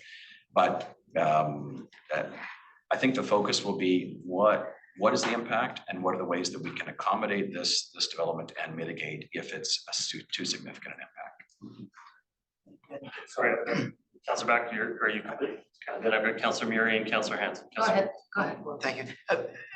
I took Councilor Back's question to be a little more specific, and maybe I misinterpreted, but do you have a concept of the actual numbers of units that are going to be enabled in these zones by this? So pardon me, I apologize. So we haven't run those numbers yet in detail. I would estimate it would be a doubling of the official community plan density for each town center that's affected. So that town center was around, I think around 2,500 units, easily double. And CapU, where we've never envisioned. Correct. Again, we have to run the numbers. We haven't run that level of depth of analysis, but it's a significant change in each center. Yep. So I'm kind of curious. We've included a lot of properties that don't have residential as either the primary or 50% of the square footage in it. And we've got a graveyard as one example. Maybe we'll stack people up. I don't know. City. But it's actually out of our municipality technically. So like I see down on Main Street, we've got a gas station included for development, but that current zoning and the OCP doesn't have residential as primary or 50%. So why is it included in this slide? So the provincial government identified one exception to this, and it was does not apply where residential use is ancillary or secondary to a permitted industrial or agricultural use. That's the one exception in the act. Every other property, even though it has never had residential, was never contemplated for residential under the OCP, can apply under this. That appears to be the case. Again, this is early days and we're analyzing that and seeking legal advice where appropriate. So please don't take this map as exactly the laws that will be impacted. We'll be coming back with more specific details once we've dug into all these issues and received specific legal advice on that score in particular. So I think it's an important question. Yes, I mean, the cemeteries had financing problems. Now they can put a tower on there. The usefulness is of course, if it's a cemetery lands that's owned, I believe, by the city and in part leased to us actually. So a civically owned piece will likely not be redeveloped in an inappropriate way, hopefully. So there's issues around in both of those. So the bottom slide, half of it's or a good third is industrial, a highway, and the rest of it is Crown provincial, First Nations land. So there's only a little tiny piece that it really could ever be considered. Plus it's on a floodplain. And one would hope that with all of this, you know, they might consider a new bridge. The expansion of that new bridge would take up well both sides of that area. And then Capilano College is on a vertical escarpment, and the vast majority of the western side is on a floodplain at the bottom of a slope in a wildfire hazard area. And a cemetery that's not owned by us, and one road in. And so no doubt any existing landowner will be aware that there are inherent limitations in site development. The province appears to be suggesting that other provincial objectives could still be required, such as BC building code compliance, riparian area regulation compliance, agricultural land reserve compliance, which doesn't apply to our jurisdiction, but does apply to others. So we're carefully looking at all of our rules as well to see what could be applicable to both small scale multifamily and transit oriented areas, so that when we come back with advice to council on designation of these areas, that we hopefully identify those that have development potential. But again, it's subject to our interpretation of the provincial rules. I think this is the problem with the fact that it's one size fits all with this legislation, and they haven't looked at the, you know. This one is narrowed to Metro Vancouver for this particular designation, but there's no question the suite of laws is meant to cover Chetwynd as well as, you know, the District of North Vancouver. The identified areas there. But ultimately, I guess, even if the council's hands may be tied on a development, they may be held to issue building permits or whatever under certain circumstances. But ultimately, you still have to have a geoscientist to sign off on it. You still have to have an engineer sign off on it. You still have to have an architect sign off on it. So if it is in a hazardous state that cannot be mitigated through, you know, construction means, it may sanitize parts of the lot anyway. Well, that's an excellent point, is that there are checks and balances. The province has not eliminated the basic public safety checks and balances. Those are still in play.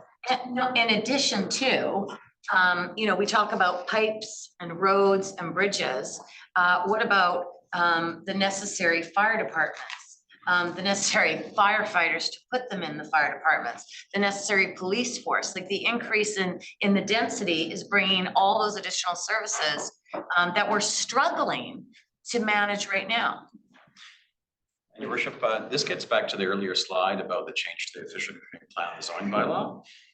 If indeed we come up with a housing needs report that identifies between 11,500 and 15,500 units, pardon me, 15,500 units within 20 years, we'll need to allocate those densities somewhere. Right, because we have to have zone land. So one of the choices will be small scale multifamily, a certain amount of units and single-family redevelopment. Another will be in transit-oriented areas, and then the other will be primarily in town centers, outside of the transit-oriented areas, but in our town centers. That's where our focus has been in the past and likely will keep being, based on council's direction, because of its proximity to infrastructure, amenities, transit. What it will mean, though, is if you take 15,000 units approximately over 20 years, that's 750 units a year. That's about a 50% increase in pace from what we've seen over the last 10 years. So that's a significant increase in activity that we would potentially anticipate based on, again, a very high level kind of analysis. And we won't be allocating it just to transit oriented. There's adjacent town centers, I think, also have potential. These are minimums, meaning that a developer could come forward with something that is more moderated or the site and doesn't maximize that. There may be tax disincentives to that, but yeah, and I certainly, in speaking with developers over the years, that an 8 to 12 story form isn't necessarily the most desirable form from a per square foot construction basis. They'll often come forward with proposals for higher projects, especially concrete construction, in order to capitalize the project effectively. So no doubt we'll see interest from developers, as you mentioned, for higher densities, and that will be a choice for council at that time. Here's an example of just some illustrations of a 12-story project on the left and a typical 8-story project on the right, just to give you an idea of scale of what we're talking about when we say 4 and 3 FSR with these heights. Okay. All right, development financing. The province also introduced legislation that enables local governments to change their development financing approach. I'll first start with community amenity contributions. So for many years, over 14 years actually, the District of North Vancouver has negotiated at the time of rezoning community amenity contributions. And those have in the past been based on typically 75% of the lift. So the relative value of that community amenity contribution, whether it's on the site or whether it's cash in lieu or an amenity offsite, has been in that value range. The trigger is residential zoning and has been in council's community amenity contribution policy. It's secured by agreements at the time of rezoning, and the amenities have included a wide range of things listed in council's policies. In particular, we've used it to fund affordable housing, infrastructure, facilities, and public art, for example. The province has introduced a new authority because they recognize that there will be fewer rezonings in the future, potentially, if you have 20 years worth of zoned lands. And therefore, having an amenity cost charge instead, approved by bylaw, would be helpful. And that it would be, again, very similar to our current approach in that it would be for one-time capital costs related to growth. The trigger, however, wouldn't be rezoning. The province is suggesting it would be subdivision or building permit. And they in particular mention an increase in residents or workers, if that is part of the development. And that it be a condition of approval, and that the amenity can be quite broad. They specifically said, including without limitation. So it's not an exhaustive list. In the legislation, it says community youth or senior centers, recreation or athletic facilities, a library, a daycare facility, a public square, etc. So what it can't do is duplicate our fees in other areas. So you can't double charge for a development cost charge. Those have to be separate items. So that the charge can be set on a per unit, per lot, or per square meter basis, and it has to be approved by bylaw by council. So as part of our strategy, after we model the potential impacts and recommend potential zoning to council and designation, and we'll be very shortly thereafter recommending financial strategies. One of those strategies will be a recommendation from staff for a community, for a amenity cost charge bylaw in order for us to capture value from new construction to help fund council's list of amenities. Okay. So next, development cost charges. This is actually a more minor change. The province increased the range of charges that we can collect for.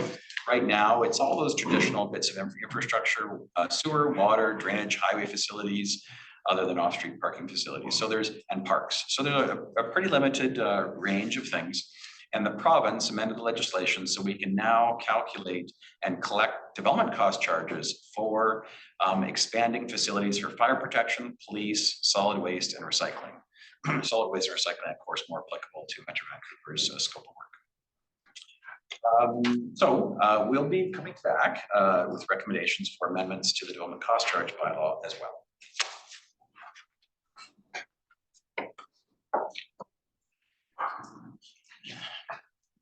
I'll just take a step back and see if there are questions about financing.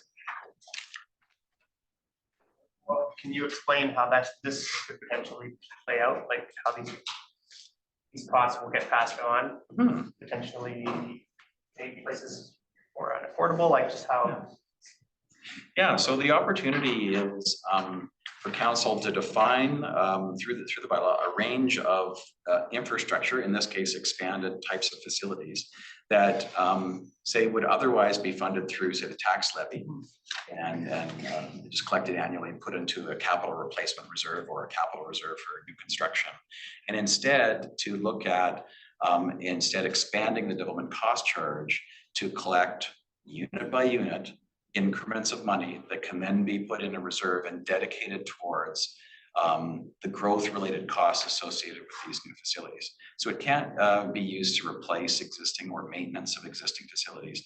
But if, say, a new facility or an expansion to an existing facility was needed, this could be an additional funding source that would then be applied at the time of development. And so that the developers and the purchasers pay for that cost incrementally over time. Can the ACC be used for affordable housing? No. There you go. Thank you, province. Councillor Murray, your question. Can we just go back to that previous one? This one? So development cost charge after expanding facilities for fire protection, police, solid waste and recycling facilities. Well, solid waste and recycling facilities are looked after by Metro for starters, so I don't know what they're talking about. Right. We look, take my Metro. Right? Mr. Mildred, as a response to that? Just very quickly, Metro Vancouver has their own development cost Yeah. charge for their various utilities. Yeah. We collect them Yeah. and pass them on. We're just a conduit for the collection of that at the time of building permit or subdivision. And this would be an opportunity for Metro, if they're looking after a solid waste or expanded recycling facility, to up their charges, and then which means that we pass those costs along to them. So expanding facilities for fire protection. So have we crunched the numbers as to what it's going to cost rather than negotiating with the developer on density to include certain facilities, like a recreation facility? We negotiate that and it still ends up costing us $10 million at the end to outfit it, as an example, in Lower Lynn. But an expanded facility for fire protection with the kind of density they're looking at, what's our haul at right now? 50, 60 million? What are we at, Rick? 60 million. 60 million for the fire hall down on Dollarton. And so we're gonna extract DCCs for that kind of facility from these units to try. And your worship, funding for that facility, Mr. Janik will comment, but it wasn't purely related to growth. There was asset replacement. Yeah, and there was borrowing and all of those other things, but these are additional facilities needed to address the growth, right? So addressing the growth, we're going to use monies. I mean, what's the percentage of those DCCs that we're going to be able to fix on each of these units? And what are the numbers in comparison to what we're doing now, negotiating versus adding those DCCs per unit or per development? And how all these numbers just get passed on to the taxpayer. I mean, it's not like it's free. So they're trying to create affordability, but this is gonna cost more. They are now too, though. They're just coming off the levy. Or they're coming from us getting money back. I understand, but when we're looking at transit oriented, like 8 to 12 stories in areas that we're gonna have to put a fire hall up there on its own. We're not gonna be able to rely on the one on Lower Mountain Highway, which is gonna disappear. I'm gonna go to Mr. Stewart, but just before, again, the type of development we're talking about is fully sprinkled. It's way lower fire risk than the old aging 4-story walk-ups and other things in the area. So there is a little bit of a math. Except you've added 4 to 6 units in single family neighborhoods. So Yep, that's fair. There you go. Mr. Stewart. Yeah, I just want to add one very, very simple comment. This whole process shifts the cost of development from developers pay for development to taxpayers pay for yeah. development. I just want to make that really clear, because I mean, we get really caught up in all the nuances of this, but this is shifting because the province believes that there's tax room available that the taxpayers can pay for development. I'm sorry, I'm being really blunt about that. No, thank you very much, Mr. Stewart. It's all taxpayers, whether you're a developer or not a developer, everybody's gonna pay. Councillor Coe, do you have- Your interpretation and Mr. Stewart's interpretation of what's gonna happen, but. Let's ask finance what they think. What do you think Pointed about that? out previously, the province has built in other mechanisms, which I assume you're going to cover here, which counteract that. What are those? On this, on the rental housing protection there was, but on this, I'm not aware There's of not. anything that's come to the municipalities yet. Yeah, so the local governments, Mr. Janik, I'm sure can comment here, but local governments have a suite of tools available to look at the balance of how to effectively apply the capital cost of construction onto those who are requiring it. So there's a whole bunch of tools that we apply. One is offsite works. So whenever there's a construction, the immediately adjacent infrastructure needs to be constructed. There's also excess and extended services. Okay, and that's that latecomer charge. So those are just a couple examples. DCCs, or development cost charges, and amenity cost charges are tools that we can use to apply costs onto developers. The important thing to note, though, is any one piece of infrastructure is typically not funded by one source. There's often multiple sources of funds that go into that. Even development cost charges require a minimum 1% assist factor, which is essentially a tax. So I guess I just want to make sure Mr. Daniel can jump in. I just want to say this is a very, very complex area that I think we want to come back to council with and provide you advice once we've completed the modeling so that we understand the range and scale of the infrastructure needs, and then present to council mitigation options as well as recommended changes to these bylaws so that we can try to capture the value as development occurs. And I understand. I guess the point though is that the expansion of this density throughout the entire community versus concentrating it in at the town centers that where we have planned and worked to create the infrastructure already. We've made decisions over the decades to, rebuild things and replace things because density was going to be in 3 areas, 4 areas, not throughout.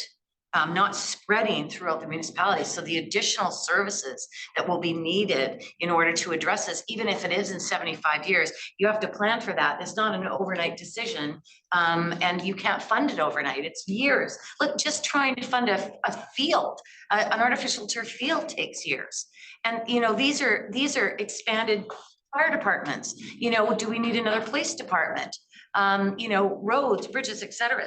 That's where this is. So I'm gonna go to Mr. Falls Daniluk off the for a rails. comment. Do you have a comment on the matter? Sure, just briefly, I'd say that the development charges, whether they're ACCs or DCCs, the intent is good. It's a tool, as Dan was saying, designed to offset the impacts from growth. The reality is, in the situation that we're in, we're probably looking at some early retirement of assets, so that's additional costs. Likely that you won't be able to pass on through to growth and will be impacting existing. Where you say early retirement of assets, you're meaning that they will not meet our current need, therefore we have to replace them before we normally Costs would. more. But it's early days in that analysis, and we'll be in modeling, setting some rates that are reasonable to allow us to start recovering and setting aside funds for Gavin's team and even Dan's team. There's going to be longer term planning to sort out all those details. Before I go to Mr. Joyce for comment, so we'll just say though, on your previous slide, where when we were talking about, ACC, anyway, they're up the top right there. We set that rate, and so we can, by policy, make growth pay for growth on those things. Is that correct?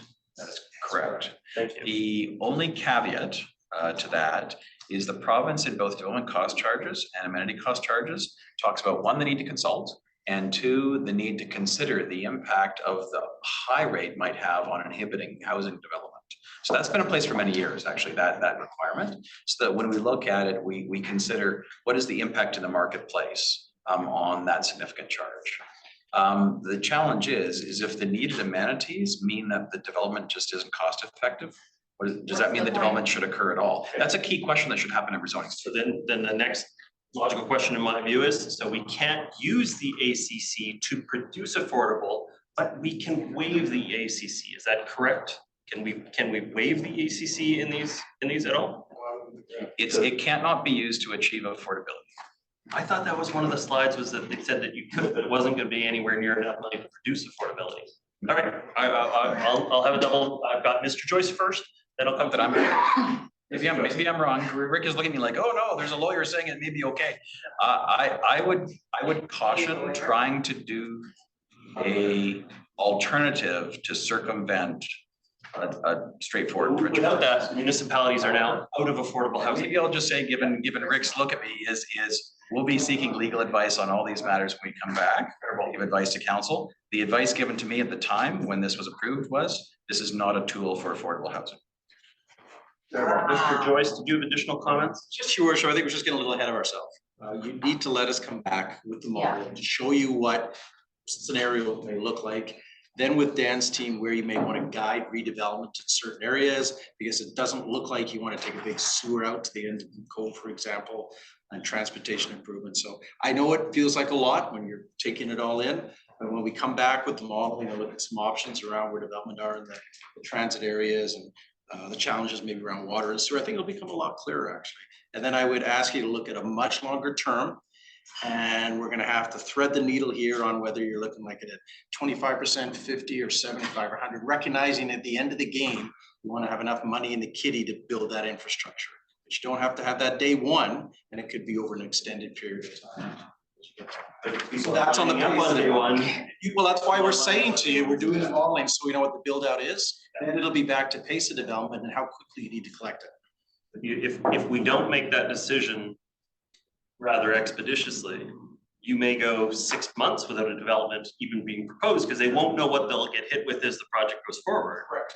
And so it's incumbent on us to figure that out fast so that they know what they're gonna be in for as well. Councilor Mo. Before you look at it, when we do our DCCs, we come back to you every 3, 4, 5 years and we do that list as amenities change in the community and we need road extensions and what have you. So it is very much a living document on what the infrastructure will be as well. And we put a CPI rate in to adjust the ACC. Thank you for that, because my question kind of follows up on your questions about capacity. Can you comment on the status or state of our current infrastructure? Let's just take sewage or stormwater. Sure. Are we at 90% or are we at 70%? Like, do we have capacity to take on more development? We do, based on the OCP that we developed, which was done. So if I go through them, we have water, and the challenge there is going to be firefighting. Yeah. As you add more development, so you need a pressure to do that. We have drainage, which we've invested, councils invested a lot of money in drainage over the last several years, so we're fairly decent shape there, I would say. The sleeping giant is really your sanitary sewer system with I capacity there, and that already is showing up on the modeling. So we have steeper pipes, we can get the sewer down as the pipes flatten out as we move down. And we don't want Metro has what you call an interceptor. The sewer runs into a much bigger pipe, and that's what they need to model. Okay. At this point, are there certain areas that have more capacity than Yes. others? And related to that, can we direct somehow, as one of the conditions for encouraging development, can we direct it to those areas where we have more capacity? I think we definitely need to come back with recommendations on tools and how to direct the growth with the tools that remain to us in those areas where it makes most sense in terms of affordability, right, for construction. Yes. Mr. Joyce has. I kind of see it as a what if. If this happens, what if this happens, this is what happens on the infrastructure side. If you want to do this, this is what happens on this. Right. And so already with the modeling, you can see areas that are challenging and areas that could accept growth. Because when I look at that map, it's kind of like all over the place. But if we put another layer on, which is where we have capacity, does it identify, you know, here's the 5 areas, but really, if we want to do this responsibly from a taxpayer's perspective and in terms of capacity, we would want to say to the provincial government, these are the areas that we should do and they'll meet our targets, you We're know? building those layers now. Yeah. Thank you. Just in addition to that though, so we always look at what we're doing. But what about what the Squamish and the Tsleil-Waututh are doing? So that adds additional pressure to that infrastructure. Because if you look at a map of the North Shore, the First Nations holdings are at both bridgeheads. Like Ambleside Park is owned by the Squamish Nation, Park Royal is owned by the Squamish Nation. The bridgehead at the Second Narrows is owned by the Squamish and Tsleil-Waututh. Tsleil-Waututh has some holdings and there are claims in there. And then Innovation is an additional 40 acres and we don't know really what that is going to produce in regards to, you know, what the plans are. There's sort of a general idea, but not specifics. So, you know, what is the modeling with that? Like, have we reached out to First Nations to, you know, discuss what their future plans, 20 years, 30 years, 40 years into the future will have on this level of infrastructure? Yeah, I think this process necessitates that conversation. Absolutely. It necessitates an official community plan review and zoning bylaw review to add 20 years worth of growth. Every community on the North Shore is going to have an impact and a say in that correspondence. We've already started conversations with the nations as well as with our partners at the municipal level. And we think that needs to ramp up very quickly, very fast in order to get a full understanding. We absolutely agree that those impacts need to be considered. And then Mr. Daniluk has some additional comments. Yeah, just an additional comment there. We're not starting from scratch there with the service agreements. We've already integrated the growth that they had planned out for 15 years. So there is a good baseline to work from there. But I'm wondering if ours, this is all changing for us, how will that propel them to look possibly differently at their future plans? But also the major road network through the North Shore is the gateway to the Sea to Sky, which is also going through this, Squamish, Whistler, the Pemberton Valley, and the island. Vancouver Island, like how is this going to, this is the road network to get to those areas, right? Like, this is. Will cause us to all be vigilant in contacting our MLAs as this It's process unreal. unfolds. Mr. Milburn. I just wanted to reach back to that ACCs or amenity cost charges for affordability, just clarify. So the province said we can't take cash, ACCs, and invest that into affordable housing.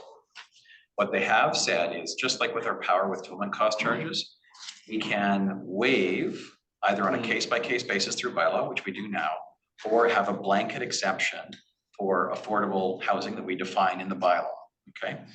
What that means, however, is that we don't charge the ACC or DCC for those units that are affordable or as we define them.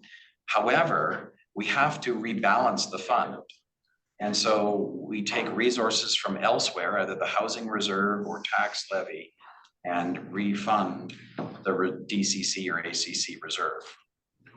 Is that correct? That's correct. And there's a large grant application out there that we're hoping is going to help with that, but definitely waiving the ACCs is going to be, it will have an impact on existing rate. So I hope that helps the clarification. I appreciate it. I mean, we'll still have to see how some of this rolls out, but do you have additional slides still? We have 2 slides. Please say it's over soon. It's just I'd love to progress through those Too much. slides, council, if that's okay. Okay. Who are you? Such a welcome. That's okay, that's okay. Well, There's a lot of general points that I think have been made that I think are really key to this. Mayor Little, you started off by talking about, you know, this substantial change and the need for a community conversation. We are really considering this to be, in many ways, the beginning of the public conversation that we are having. So the province made a series of announcements back in throughout November. But of course, that's a tricky time of year for lots of people. So what we are doing now is seeking to engage with the residents in the District of Vancouver to let them know what's going on. This is clearly going to span quite a long time frame. Right now, we are laser focused basically until the end of June, that June 30th, 2024 deadline to adopt the bylaws. And much like what Mr. Joyce said, our focus is on putting one foot in front of the other. There's lots of work going on and it's a really exciting time actually. So so what I'm going to do right now is talk to you about what we are seeking to do over the next few months, 4 months, I suppose. So from now until the end of March, our real focus is to raise awareness about the provincial legislation and what it means here to the DNB, or what we think it may mean, because as you've heard many times, we're still in the process of modeling and working through all of those processes. So right now we have what we're calling a community bulletin that is at the fulfillment house that's going to be delivered to every residents within the DNB that just basically says, we want to make sure you're aware of the legislation. We want to make sure that you're aware of a few particular things. And these are the kinds of things that we as the district are looking at right now. So it's a long weekend on Monday, which kind of messes with the timing, but people should start to receive that either as early as the end of this week or next week. Okay, so that will be going out. As you know, we also have web content up on our site. That web content is continuing to get elaborated upon, and we just made a video and that sort of thing to seek to tell people in different ways, because of course people absorb information differently. One of the things that we are doing in the community bulletin that is getting delivered is we're asking people to be aware, we're asking people to be paying attention, and we're also asking them to indicate their interest in going to information sessions coming up. So obviously right in the middle of March, we have 2 weeks of spring break, which is a difficult time to get people's attention. So our plan right now is that as of April the 1st, we will move into an active public engagement period with people, where we will be inviting them to have a conversation with us. So we're looking at a couple of open houses plus some virtual events, because we know that different things work better for different people, where we invite them to make sure that they have all of the information that we have and all the information that they need. And then asking them for feedback on that, because we know that that feedback for you folks in your decision-making process is really, really key. So that's where we're moving here into this period of really engaging with the public. So what you will see from now until April is information being shared through our social media channels, information up on the website, that sort of thing. And then we'll move into this public conversation with people where we're asking them to engage with us and tell them how everything is landing with them. May, June is when a lot of the conversation will be happening with council. So our goal is to be updating people and letting them know what is happening and when you folks are looking to make, make decisions and that sort of thing, so that they are aware. Once we hit this deadline of the end of June, then our goal will be on this topic specifically, which is on the bylaws that are needing to be passed, to build understanding about the decisions that the DNB has made based on the provincial legislation. So a couple of different tactics that we're looking at. So you know that we have the printed newsletter that's also delivered to every house. That goes out in the spring and fall. We will be using that. We'll continue to let people know through any communication channels that we have about what the bylaws indicate for the community. What I'm leaving out right now is the conversations that we will be having with the public about the official community plan and that sort of thing, because right now that comes later and that will be informed by what happens over the next 4 months, I suppose. Thank you. Councillors Murray and Ma, Councillor Murray, your comments? Well, I think that it's so it's so complex. There's so much information. I don't know how you're going to be able to put it on a flyer that we send out to a resident website to, you know, to get people to actually go through it and understand what the implications are. That's gonna be the biggest challenge. You know, I think some of the big ones are what this is gonna cost, what it's gonna do, how it's gonna impact us. Those high level things that we're talking about tonight, and have some in-person town hall meetings throughout the municipality. You know, one in the Seymour, one in Lynn Valley, one in Capilano, and one in Lower Lynn and Norgate or whatever, right? To go out there with staff and council and talk about some of these big impacts and the unintended consequences with this new legislation. Because it just sounds like it's still not really. I'm a huge proponent of public input, but the one thing I'll challenge on that though is when people have the council together, they expect that there's a decision to be made. The vast majority of these things aren't decisions. We're required by provincial law to do them. And so is the best way to communicate it with the council present, where I think there's a decision to be made, or is it better with professional staff and messaging? Well, laws can be Or by changed. time, It's you know. legislation and it's changed over the decades and years. We change policies all the time. I mean, this is sweeping legislation that is we don't have any understanding as to what the impact of this is going to be. And there's lots and lots of questions, but I think the community needs to understand that we have as many questions as they do. I intend to convey that. I've got Councillors Ma back and Hanson. Councillor Ma. Throughout tonight, we've talked about what we, the district and the public should be aware of and get ready for.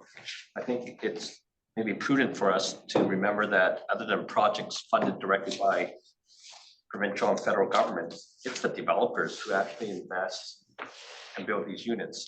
You know, when we go to the community, we may want to consider how we work with developers. I know, Dan, we talked about this before. I think they have a responsibility for finding out what's going on, but I think it might help us to let them know what we're thinking, like just to eliminate the risk of the unknown as best we can. Councillor back. The province supporting us with this, just in terms of like resources or best practices or anything, as other municipalities are dealing with the same sort of communication engagement issues? Your worship, Mr. Daniel, like maybe able to answer. We have a fund that was provided to us recently. The Housing Accelerator, is that? No, the 560. Oh, yes. To help There's a little bit of money to help. $500 they gave us. 563,000 with the early stage of the plan. But that's everything, right?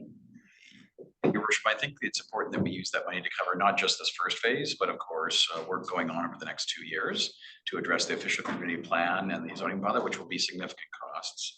And so that's a big part of this work. But yes, we have some funds. Additional comments from Mr. Stewart? Yeah, your worship, you know, I really appreciate the effort that's being made by staff to try to explain all of this. Yeah. At the end of the day, I'll just say, this is, I'm speaking as a CEO. This will not help us create more affordable housing. This legislation will not create more affordable housing. And we need to, as part of our message, to resonate that with the council and the community at large, because affordable housing is what we need. So, sorry, that's. Thank you very An much. The next, inappropriate comment by the CAO, his own opinion and his own interpretation of what this legislation is gonna do. I fully agree with him, though. It's Yeah. not a housing affordability program. It's I do not agree with that. I think it He's is. not so representing much as- everybody here. all Mr. Stewart was suggesting was saying that when we go and communicate with the community, this is about housing supply, not necessarily Yeah. about housing But it affordability. I don't, includes what's so affordable controversial housing. about that? It doesn't eliminate it. It doesn't, In some ways it does. We can't use it. No, it does not. Sorry, It I does, wanna be clear. Catherine. One of the net effects and goals of this provincial legislation was to provide overall, more housing of all types of housing, including affordable housing and social housing. That's the goal. I mean, And maybe what's That's been what we said. all want, isn't it? I'm not disputing that that has been said. Is it the law? Because the law hasn't addressed the issue of affordability, the law that they brought in. It's a housing supply program, not an affordable housing supply program. And the reason why I have a big challenge with that, Mr. Daniluk just talked about the $530,000 that was brought in. So you add that to the Housing Accelerator Fund. And so far, the amount of money to actually produce affordable housing is tiny out of this. And there may be future programs, there may be ways that they do it. This is a housing supply motion, and I think that's a fair comment. Sorry, just to be clear, I had Councillor Ma, then Councillor Hanson, then I'll come to Councillor. Mr. Stewart, before any of I us. always go to staff to get clarifying comments. That's been my policy for It is a 3 years. About what the legislation is gonna do. And he's correct.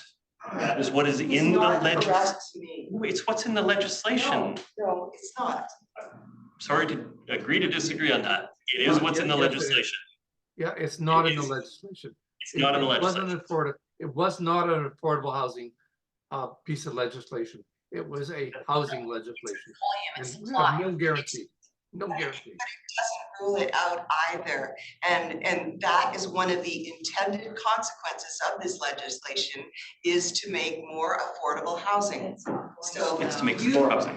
being on a different side of the political fence, Mr. CAO, but that is not appropriate in here. To be clear, Councillor Pope, you're offside. Mr. Stewart wasn't providing a political opinion. He was providing an opinion backed up in the fact in the legislation. So I'm gonna push back at that, Councillor Pope. That's not fair. That's fine, you can push back, but it is incorrect to say that this legislation does not account for affordable housing. You can frame it any way you want. You can say this is not affordable housing legislation. No, it's not called that. It's called building homes for people, and that's what it is. It's building homes for people, including people who need affordable housing. Sorry, I disagree. I don't think that's the priority of it. The priority of it is to supply, and it's explicit. Councillor Ma, were you complete with your comments? Or sorry, was it Councillor Back? Sorry, Councillor Hanson. I've got Ms. Crafton. Go ahead. Yes. I just wanted to offer through your worship a couple of points for you, Councillor Bax. So in terms of work with other municipalities, that is active and that is going on. So we have a meeting tomorrow with our fellow counterparts across the North Shore, and then on Thursday, I believe, we're having our Metro Vancouver Communications meeting. This is the topic at that. So Thank you. As questions come in from the public, can we log them somehow on the website, like an FAQ type? Just because we're gonna get a lot of the same types of questions when we're talking to members of the public. I'm just wondering if we can kind of make it so people can see. And somewhere where we can go to see what people are asking, the questions, so it's not just going to staff, so we understand as well what the concerns are and what's coming up. Thank you. Councillor Hanson, your comments? Thank you very much. I'll keep my comments focused on the community's communication strategy. At its core, excuse me, at its core, this legislation seeks to supplant the decision-making powers of local government to some degree with respect to requiring density, certain amounts of housing that may or may not be over our comfort level with respect to our plans for our community. So coming back to the communications strategy, is it part of our strategy, and I would encourage it to be, that we respond in our communications by saying, as a local government, we are going to continue to advocate for affordable housing and strategies for affordable housing, and that may involve financial contributions from the provincial government. There may not be any other way to achieve the affordable housing than those financial strategies, and also significantly ongoing investments in infrastructure. Because if we're being mandated with respect to density, it's extremely appropriate for us to lobby around the issue of infrastructure of all types. So is that going to be included in our communication strategy? So yes, so those are two things that are currently in the corporate plan as directions from council that staff are carrying out. In the first blush of the community bulletin, because there's limited real estate, our focus is on communicating the scope of the sweeping changes that are underway. Because the public conversation about the impact or the effect of this legislation has not been quite what one might expect in public arenas. So our focus is on helping people to understand the scope and then encouraging them to pay attention. As we get into the next phase of communication, absolutely that can become part of the messaging, and it should become part of the messaging because council's goals as outlined in the corporate plan, that has not changed, right? Councillor Murray? I think it's, I think a good way to do it is visually, less words. And I think the way the presentation was laid out tonight, like the before and after on some of the high points would be a helpful way for people to be able to become a little bit more clear on the challenges that we may or may not face with this legislation. And it may also help council understand, you know, is this about, like, when we talk about volume or supply, what are those different scenarios where affordable housing can fit into this? Like, you've made it clear, Mr. Milburn, that we cannot use community amenity contributions to create affordable housing. So we had that before as part of one of our own policies, and now we can't use that anymore. So that is removing a level of affordability. We've seen an example of a development application that had been applied for, gone through rezoning, approved by this council, and now the plan is being, and with affordable units in it, now that plan has been withdrawn, and now they will be, we believe, will be going and looking at a market project with no affordable units. So it's those kinds of things that we need to see visually before and after. And I've already raised that concern with our LA, Susie Chan and I had a meeting the other day to talk about that. Councillors Pope and Ma, Councillor Pope.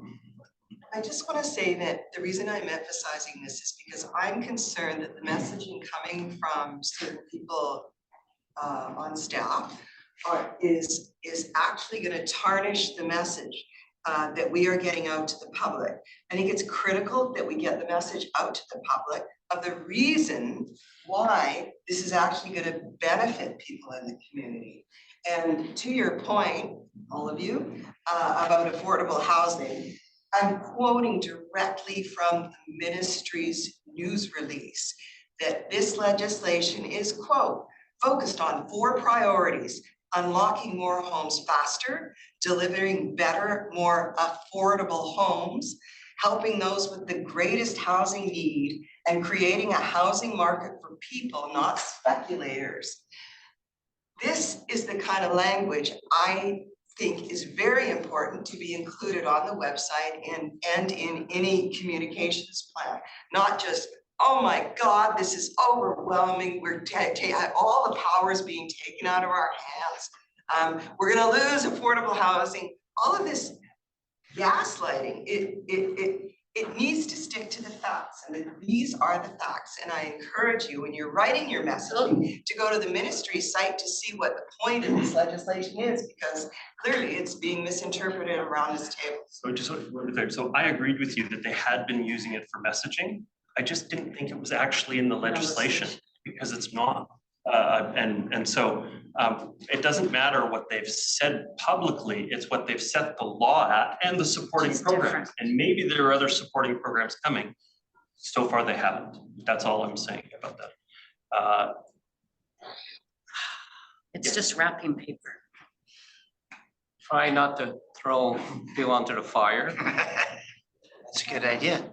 But too, because why not? However, I'm taking all this in. From my perspective, and I'm only speaking for myself, I'm not gonna criticize anyone for their opinions or challenge anyone's opinion. From my perspective, there's a difference between affordable housing, as someone that works in that sector, affordable housing means certain things. In my mind, this legislation does not necessarily create or build affordable housing. What it does do is it increases supply. And you take basic supply and demand from Economics 101, increasing supply while holding demand will lower price. The key is that there's still demand here. The federal government is trying to address some of it by restricting international students. So there's all these things working. Is this going to make affordable housing in the end? I don't know if anyone has a crystal And ball. what is affordable, Teddy, for everybody? Well, if I can finish, I'm just saying, I don't believe this has affordable housing in the legislation, but it will help affordability in the long run. Very much, Councillor Beck. Thank you. I'm glad you made that distinction and important point, Councillor Ma.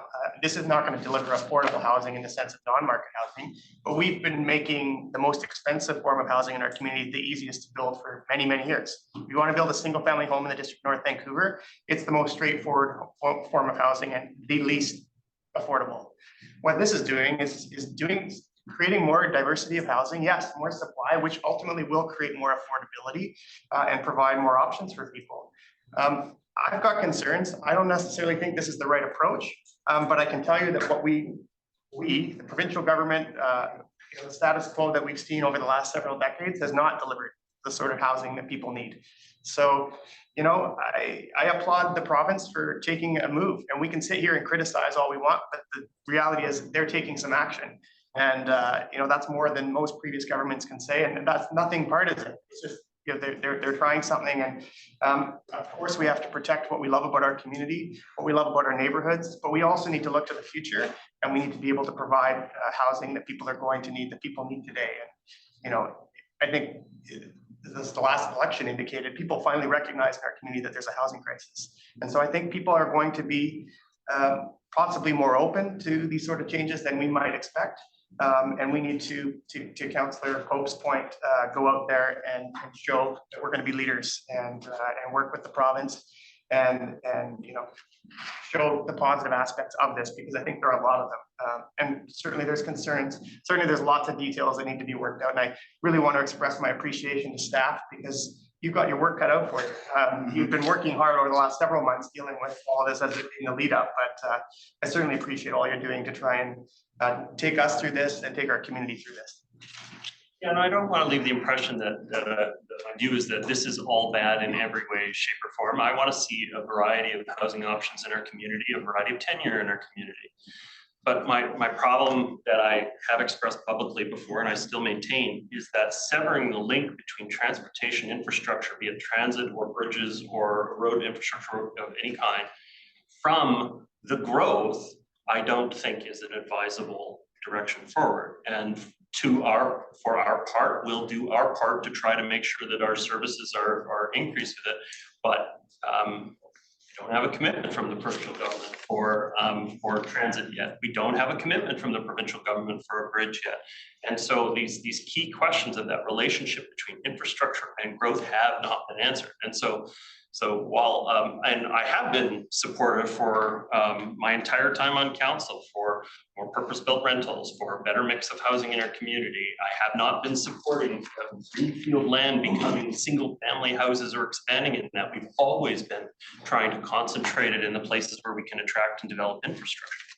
But at the end of the day, as the other side of what Councillor Ma said very well was that you have to hold demand in order for this to produce any affordability. We're going to have 500,000 people come in. Globe and Mail article the other day said that we'll be at 7.96 million people in the province of BC by 2045, was it? And with that kind of government-created demand, if there isn't a corresponding government-created affordability plan and housing plan, then it's not going to get more affordable. It's one of the countries that really effectively addressed their homelessness issue, that is pointed to on a regular basis, is Finland. But during the last 20 years, Finland's population has been relatively flat, about 10,000 people plus or minus, with a total overall population of about 5 million. So they've been able to give a house to every single person that needed it within their country during that time, largely because it was easy to deliver. When you have 500,000 new people, it's 2.6 people per household, it's 200,000 units of housing across the country that you have to produce each and every year. So Finland's not on fire every I summer. don't think this is all bad. I do think that there are some developments that we have that really are in keeping with a particular neighborhood, and probably a public hearing wasn't necessarily needed to them. I think that can happen too. But I do think when you introduce a dramatic change into a neighborhood, you should talk to the community about it. This doesn't necessarily, this blames that conversation with the community for the unaffordability, when that has almost nothing to do with the unaffordability challenge. It is really disrespectful that there was so little consultation with local municipalities and discussion. That's the other part of this. And that's a Very challenging. tricky situation, because obviously speculation is a part of it. And so I understand why the province was circumspect about talking in public before they introduced the legislation, because otherwise it would have fostered a tremendous amount of speculation. But at the same time, I do feel like, as the UBCM has stated, that it was thrust upon them. They were told the content 24 hours before the and that's frustrating. That doesn't show close working relationship with municipalities, in my humble opinion. Move adjournment. Normally, where we have time, we do have one more slide. I've got one more slide. We have not completed the business of the meeting, so we're going to continue on here just to double check. You just wrap up at a very high level. We're continuing to review the legislation and regulations, seeking legal advice where necessary. Tonight's council workshop was kind of the start of a conversation. We're modeling build-out scenarios and quantifying impacts, and having conversations about how we can achieve council's objectives with our various tools. There will be community engagement as described in the previous slide. And what we'll be looking to do is recommending council's approval of various bylaws and policies between now and June 30th, 2024. And then we'll be implementing monitoring and reporting, and we'll have to update every 5 years. So that's the overview of work to come, and we're committing the resources necessary to give council that advice. Councilor Mull? That. In terms of process, do you come back in and get council approval at different stages, or are we just expecting a report at the end of June? Like, what's the? No, we'll be sharing information on the modeling results and opportunities and implications in that phase 2. In the phase 2 of the current, as we learn more, we'll share what we can publicly and with council, and then we'll be coming back with the bylaws. It's an iterative step. It's going to be quicker than we've ever done this kind of process before in the history of the district. But we will be engaging you on a conversation about options, and then having a conversation about the actual bylaws. And then we have to make decisions in the April timeframe. Between April and June 30th. It was a good presentation. Yeah, thanks. I believe we have completed the content of the meeting, so I will accept adjournment. Thank you very much, Councilor Murray. Thank you very much, Mr. Milburn, for the presentation, and to staff that helped along the way. We do appreciate it. And to the members of the public that stuck with us through the council workshop, we really appreciate it. We don't always have public input in a council workshop. The policy is that if we have extra time, the purpose of a council workshop is to inform the council, but all of these things will also have other public avenues to hear comment back. So at this point, I will wish everybody a fantastic week and a good night, 2-week break.